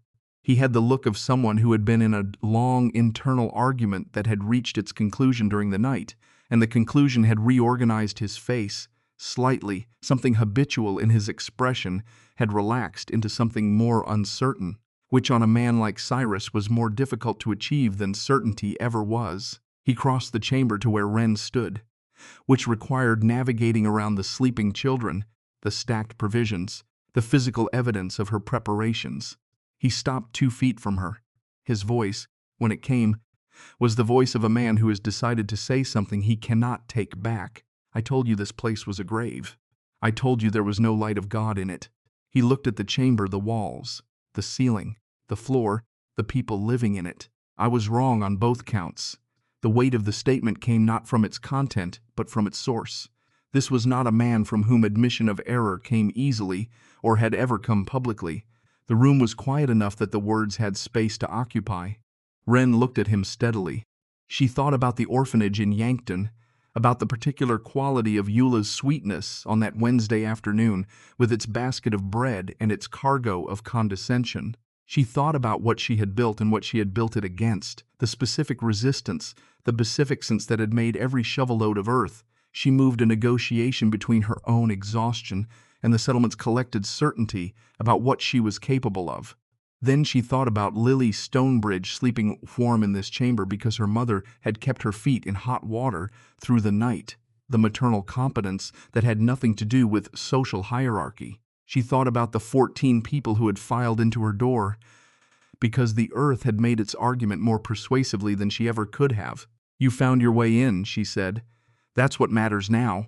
The fourth morning of the blizzard's aftermath brought a sky of the specific blue that only follows catastrophic weather, so saturated, so unambiguous in its assertion of clarity that it seemed less like an absence of clouds than an active statement. The temperature outside remained brutal, 22 below by Simp Garner's subsequent estimation, but the wind was gone, which transformed the same cold from lethal to merely dangerous, a threshold that a dressed person could cross with intention.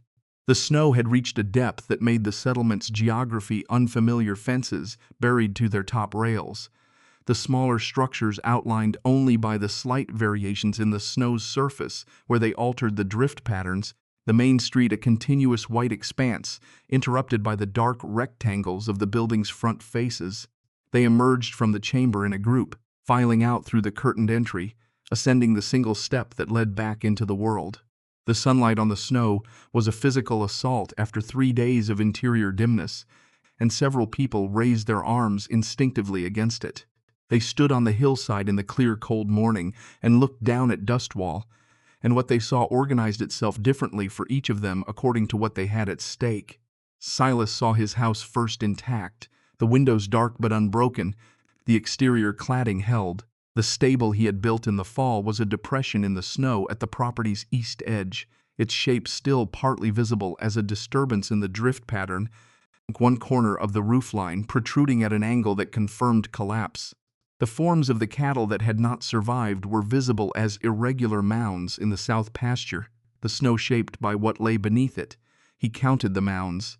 He had lost 31 head, which was a number he would be able to absorb. His operation was large enough to survive it, his credit sufficient to replace the animals in spring, but the counting itself was a form of reckoning, the translation of abstract failure into specific loss, and he stood doing it with the careful attention of a man who believes in facing numbers directly. Harwick looked at his house and found it standing, the cook stove's chimney producing a thin thread of smoke that meant either Jesse or the boys had kept a fire going in the kitchen through the night. The addition, his best work of the season, the room with the imported stove, had its door sealed with the frozen towels, which from this distance appeared as a faint dark line at the base.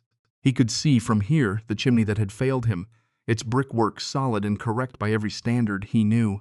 The failure had not been in the construction but in the calculation, in the assumption that the principles he understood from decades of building would hold at temperatures he had never designed for.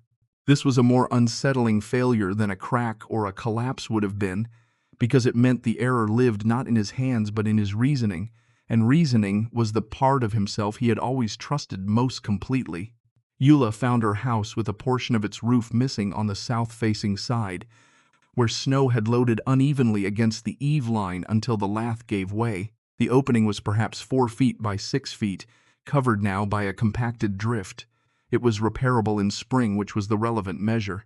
She looked at it with the efficient triage of a woman who has always managed the gap between what she has and what she needs, then turned back to the hillside, to the earthen structure behind her that had held every person she was responsible for, while her own roof failed. The chamber's exterior was, from 20 feet away, essentially invisible as a structure. The snow had settled over the roof's sod layer in a continuous surface that blended with the hillside without interruption. The stovepipe emerged from the slope at an angle, its tip dark against the snow. The door was present only if you knew where to look. The hill simply looked like a hill that had a door in it, which was both more modest than any of the timber houses in the settlement and, in the context of the past 3 days, more significant than any of them. Silas extended his hand. He held it out toward Wren in the clear morning air between them, gloved, serious, without preamble. She looked at it for a moment, at the gesture it represented, at the man behind it, his specific history with her, the specific weight of what his hand had done and failed to do in her regard. Then she took it. The handshake was brief, firm, and contained in its duration, something that words assembled over a year could not have equaled in density. He held her hand a half-second longer than the shake required, then released it and turned back to the slope, and that was the whole of it.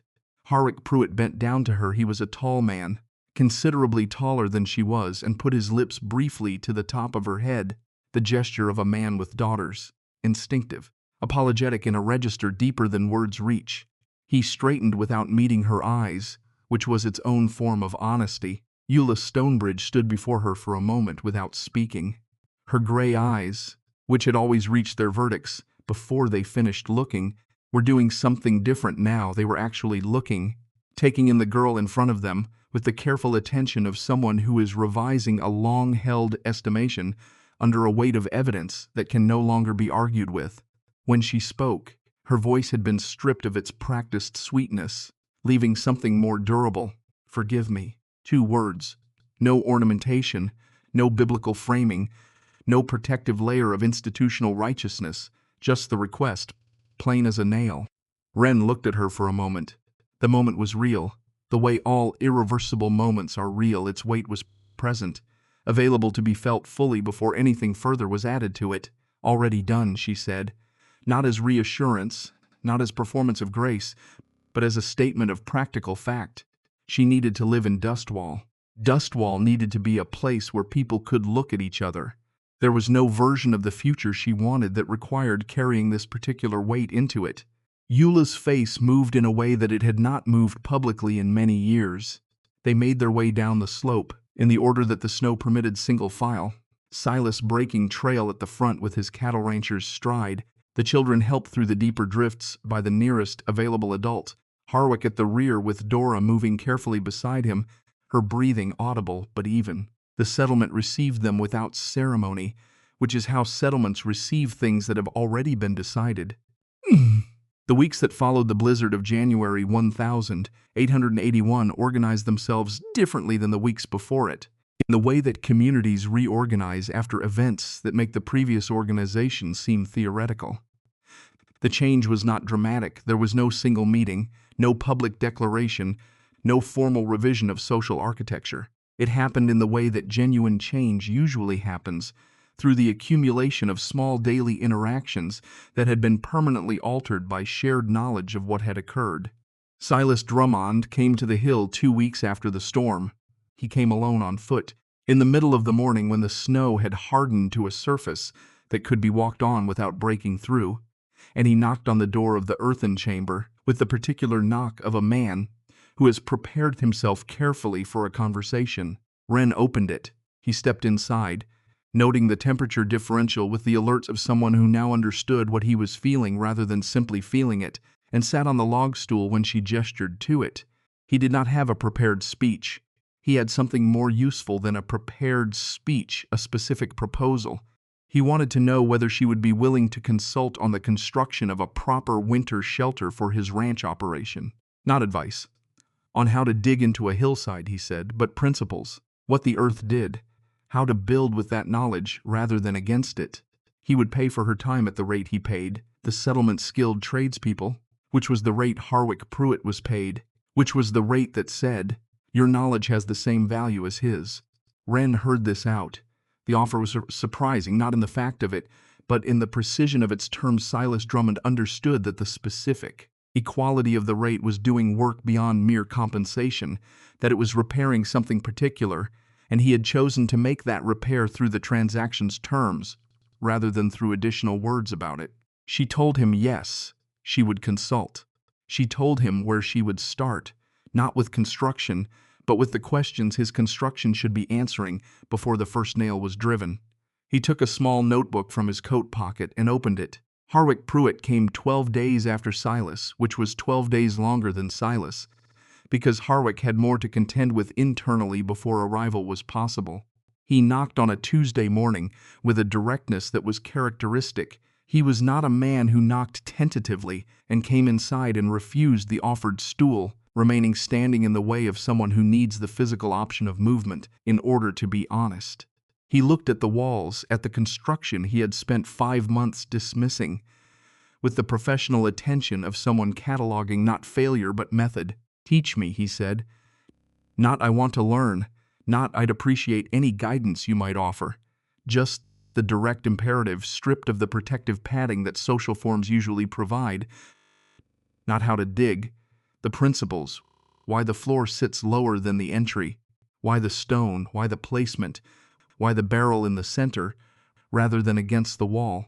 I want to understand what I couldn't see before. She explained it to him without condescension, without the satisfaction of a corrected expert, without anything except the clear language of someone who knows a thing thoroughly and can transmit that knowing to someone who is genuinely prepared to receive it. Thermal mass and its relationship to density, the physics of cold air pooling.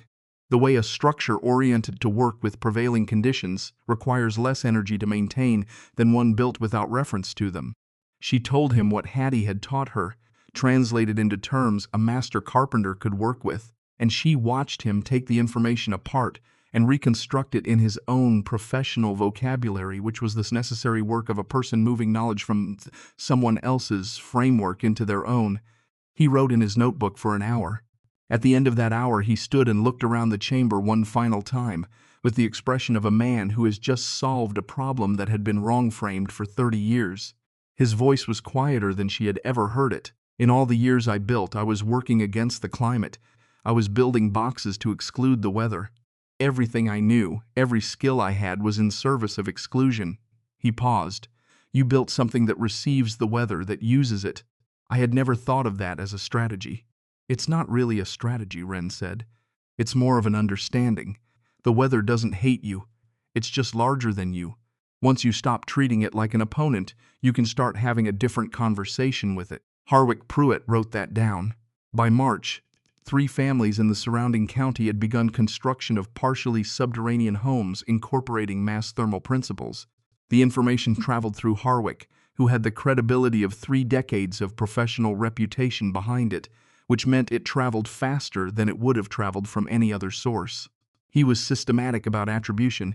He told every person he spoke to that the principles came from Wren Calloway, that she had developed them into a working structure before the blizzard, that the blizzard had tested the structure, and the structure had not failed.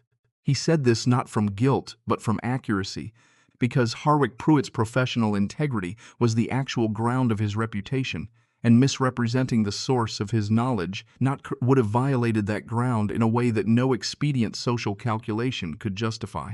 The early spring of 1881 came to Dustwall the way spring comes to Dakota Territory, not gently, not with the graduated warmth of a more temperate latitude, but in a series of negotiations between the retreating cold and the returning sun. Frost most mornings and mud most afternoons, a landscape that could not decide what season it was occupying. The creek ran high with snowmelt, brown with the soil it was carrying from the slopes. The aspens along its banks went through the entire spectrum from bare to bud to leaf in what seemed like a matter of days, the green arriving with a particular urgency that always surprised people who had not wintered in the north. Wren's garden emerged from the melting roof in ways she had not fully anticipated. The sod layer she had installed the previous fall had spent the winter in the consistent temperature of the earth chamber's thermal environment, warmer at the base than the exterior, protected from the lethal freeze-thaw cycling that killed plants in the open. The root systems of the prairie grass that had been living in that sod had spent the winter in a kind of suspended vitality rather than dormancy, and when the surface temperature rose above freezing, they responded with a speed that ordinary surface plants could not match. By the first week of April, her roof was the greenest structure in Dustwall. She expanded the chamber in late March, digging a second room at a right angle to the first. The new room was smaller, 3 meters by 4, connected to the primary chamber by a short passage that itself served as a thermal buffer and intended as a workspace for the early months of Daniel's life, a space where she could work near the child without the ambient noise and traffic of the main room. She dug the new space herself, which took 10 days at the reduced pace her pregnancy now required. Her body had adapted over the months to the specific demands of this kind of labor, in the way bodies adapt to consistent work, not by becoming less aware of the effort, but by becoming more efficient within it, the movement more considered, the leverage better managed, the rest periods, time to the recovery curve rather than to impatience. April came with one of those transitional storms that Dakota Territory produces as a last assertion before surrendering to spring. 3 days of wet snow that melted as it fell, leaving everything sodden and gray. On the second day of the storm, Wren's labor began. Mabel Drummond arrived within an hour of being sent for, having clearly been ready for the summons her. Coat was on before Jessie Pruitt had finished explaining at her door. Dora Pruitt came 15 minutes later, moving with a vigor that contrasted with the careful pace she had maintained since the blizzard, her lungs having taken 6 weeks to fully clear, but having cleared completely, her color returned, her strength rebuilt. The two women entered the chamber with the purposeful calm of people who have done this before and understand that their calmness is one of the resources the situation requires. Wren had arranged the space for the event during the preceding 2 weeks, extra candles laid in, additional clean cloth, the hearthstone cleared for the pot of water that would need constant heating. The chamber's temperature, which had held through the transition from winter to spring at its characteristic 54 degrees, would be warmer than many birthing rooms in the settlement's timber houses on a cold day, steadier than any of them on a variable one. She had thought about this calculation with the same practical attention she had brought to every calculation since arriving in Dustwall, and had concluded that the earth chamber's thermal consistency was the specific advantage she would not have had elsewhere, a form of care that the structure itself provided without requiring anything beyond what it already was. The labor was 18 hours. Mabel stayed through all of it, her presence steady without being loud, offering direction when direction was needed, offering silence when that served better. Dora managed the practical logistics, the water, the cloth, the small sustained attentions that accumulate into the material difference between an ordeal that is merely difficult and one that becomes dangerous. Through the wet April night, with the spring storm doing its moderate worst outside the hill, the two women who had lived through 3 days of the worst cold in a generation in this chamber were present for what the chamber became next, not a shelter against extremity, but a room where a child entered the world warm. The boy arrived at on the 2nd day of April into Mabel Drummond's hands, announcing himself with the full-throated authority of someone who has been patient long enough. His hair was red in the specific shade that ran through the Calloway women, the shade that had made Wren visible at a distance from the day she walked into Dustwall. He was, as Mabel observed with the precision of a woman who had attended many births, entirely sufficient in every respect. Wren lay with him against her chest in the earthen room that her grandmother's knowledge had built, in the warmth that the earth had stored and steadily returned, listening to the particular quality of his breathing, different from the 14-person breathing of the storm's 3 days, different from her own solitary nighttime breath, different from anything she had heard before, this specific respiration. This new person establishing his first rhythms in the air of a world that had tried to erase his mother before he arrived in it. She named him Daniel, not for any person she had known, but for what the name carried, the particular kind of faith that survives the lion's den, not by avoiding the lions but by being willing to enter. He was 4 days old before she had to explain this to anyone, when Silas Drummond arrived at the door with a young Guernsey cow on a lead rope, calm and well-bred, haltered in good leather, a gift delivered with none of the ceremony Silas's personality usually required and all of the intentionality it was capable of. He handed the lead rope over, said she would need the milk, said the cow's name was Patience, which was apparently what the previous owner had called her, and left without making anything further of it. Harwick Pruitt brought the cradle on the 6th day. He had been working on it for 3 weeks, since the day in the chamber when Wren had explained the principles of thermal mass to him, building it in the evenings after the day's contracted work was finished, using the best quarter-sawn oak he had in his supply. It was the finest piece of furniture he had made in 30 years, which was not an accident. He had shaped the runners with a curve calibrated to a specific arc, not too responsive, not too still, the kind of motion that soothes without agitating, and had joined the rails with mortise and tenon rather than nails, because nails can loosen with time, and he had built this piece for duration. On the headboard he had carved a single line of text in letters precise enough to read from 2 feet, not against the weather. With it, he set it inside the chamber door without comment, declined the tea she offered, nodded at Daniel sleeping on her chest, said, "Good work," in a voice that encompassed more than the cradle, then left. Eula Stonebridge came on the 8th day, with a blanket she had knitted through the weeks of April, in the evenings after dinner, a serious piece of work, real wool in a double-thickness weave that would hold warmth through multiple winters. The pattern was a traditional one, nothing complicated, the kind of work that is about the making rather than the design. She sat with Wren for 40 minutes, which was longer than her previous visits and considerably different in character. They talked about practical things, the garden's condition, the cow's requirements, what Jesse Pruitt's continued visits to the hill were teaching him. They talked about the spring building projects, about which families in the county had already contacted Harwick about the new construction principles. They talked, briefly, about Lily, who had emerged from the blizzard with a particular interest in the earthen structure that had housed her for 3 days, and had been asking her mother questions about soil and temperature that Eula was not equipped to answer. When Eula stood to leave, she held the blanket out. Wren took it.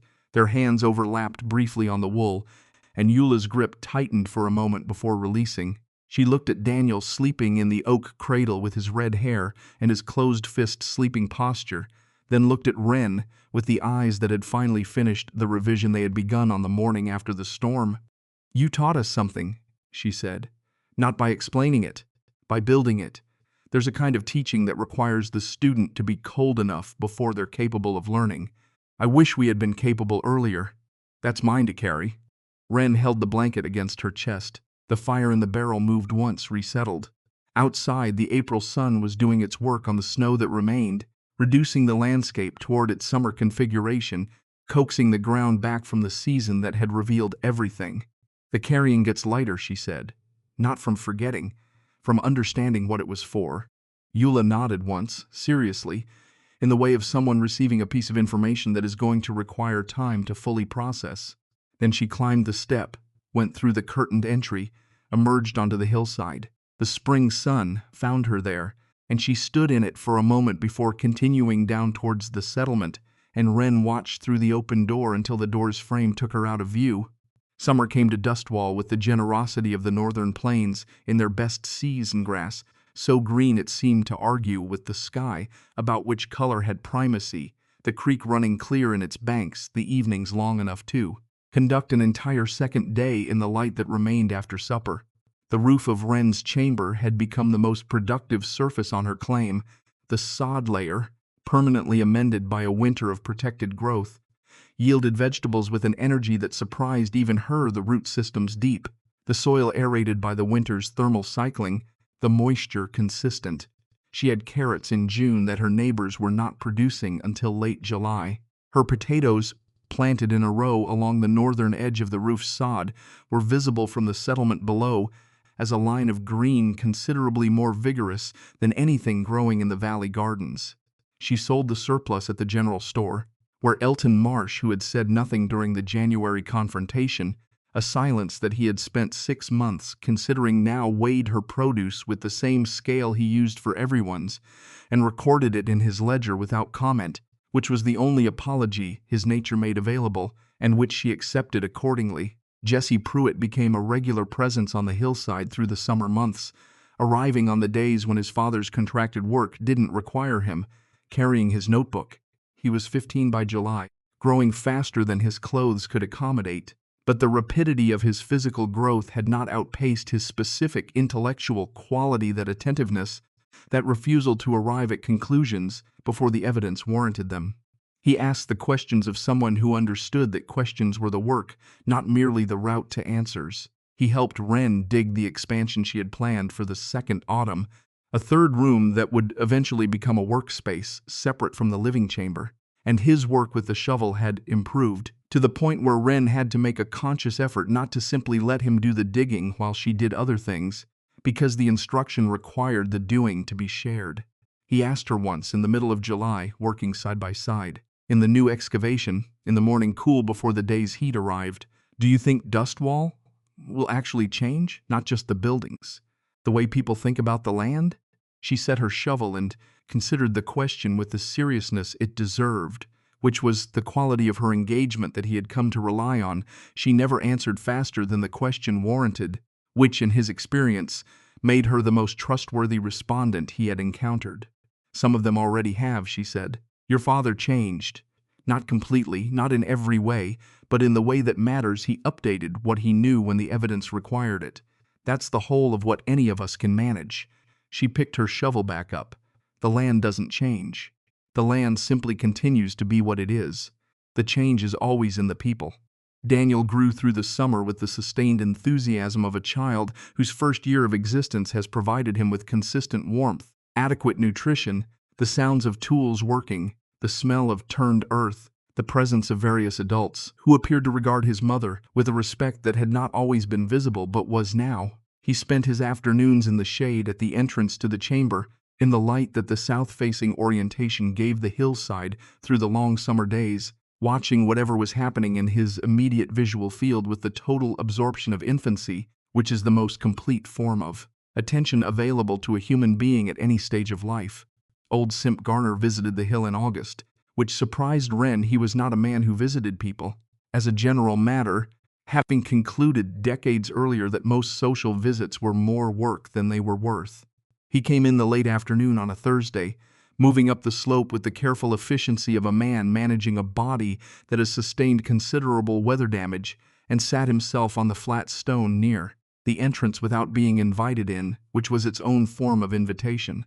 He looked at the roof garden, at the turned earth of the expansion, at Daniel sitting in the slant light doing what Daniel did, which was observe.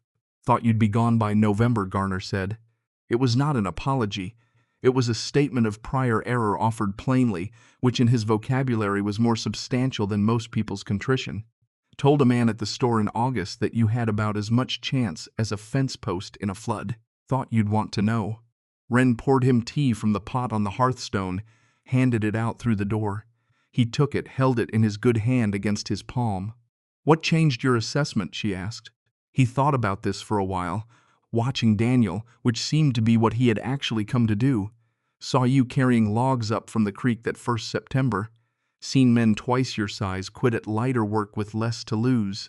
You had a particular quality about it." He turned the cup in his hand. "Some people do the work because they're afraid of what happens if they don't.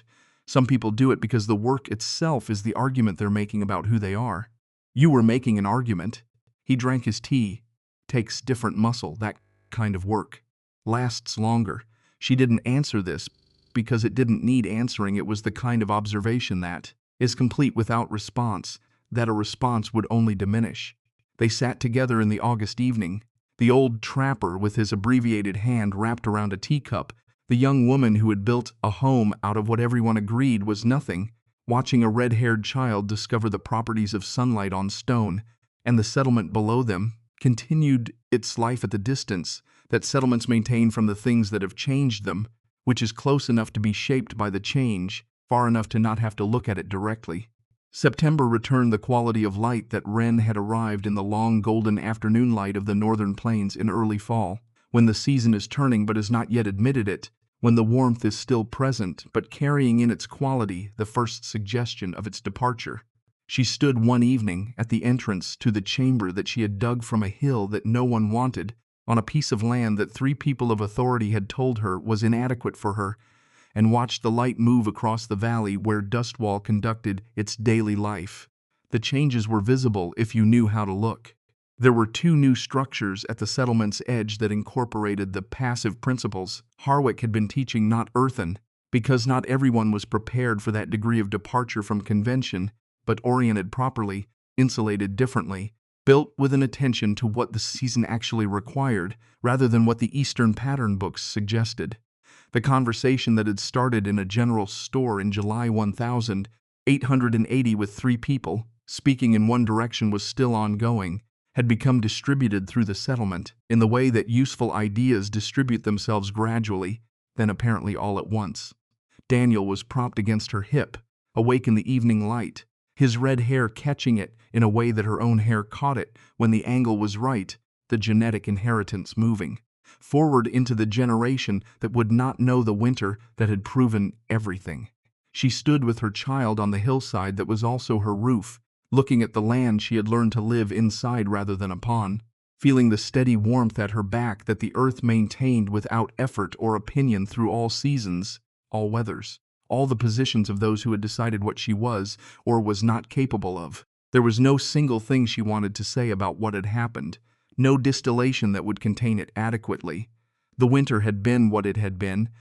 The chamber had done what she had built it to do. The people who had come through its door in the storm's third morning had left it changed in the specific ways that each of them was capable of being changed, which was as much as the earth itself ever managed with anything that entered it. The last of the summer's warmth was moving into the ground around her, the annual transaction that made January survivable, the slow exchange between the season's energy and the earth's patience. She could feel it through the soles of her boots, the ground still warm at the surface, already beginning the long interior accumulation that would carry them through to spring. The earth was, as it always was, doing its work without announcement, storing what had been given to it, preparing to give it back in the season when giving was needed. She shifted Daniel to her other hip. He grabbed at the collar of her coat with his fist, the reflexive grip of the very young, and looked out at the valley with the total uncomplicated attention he brought to everything, as though the valley, the light, the distance, the evening were all equally worth understanding, as though the world were something to be looked at rather than concluded about, as though the only honest position available to anything alive was the position of the student before the earth, whose first lesson was always the same. You are small, and the world is large, and between those two facts there is a relationship available to you that is not diminishment. It is the relationship of the chamber to the hill, the thing that is smaller, received into the thing that is larger, becoming warm in the receiving, becoming capable of sustaining life in the warmth, becoming the place where the next generation enters the world. She stood there until the light went. Then she went inside.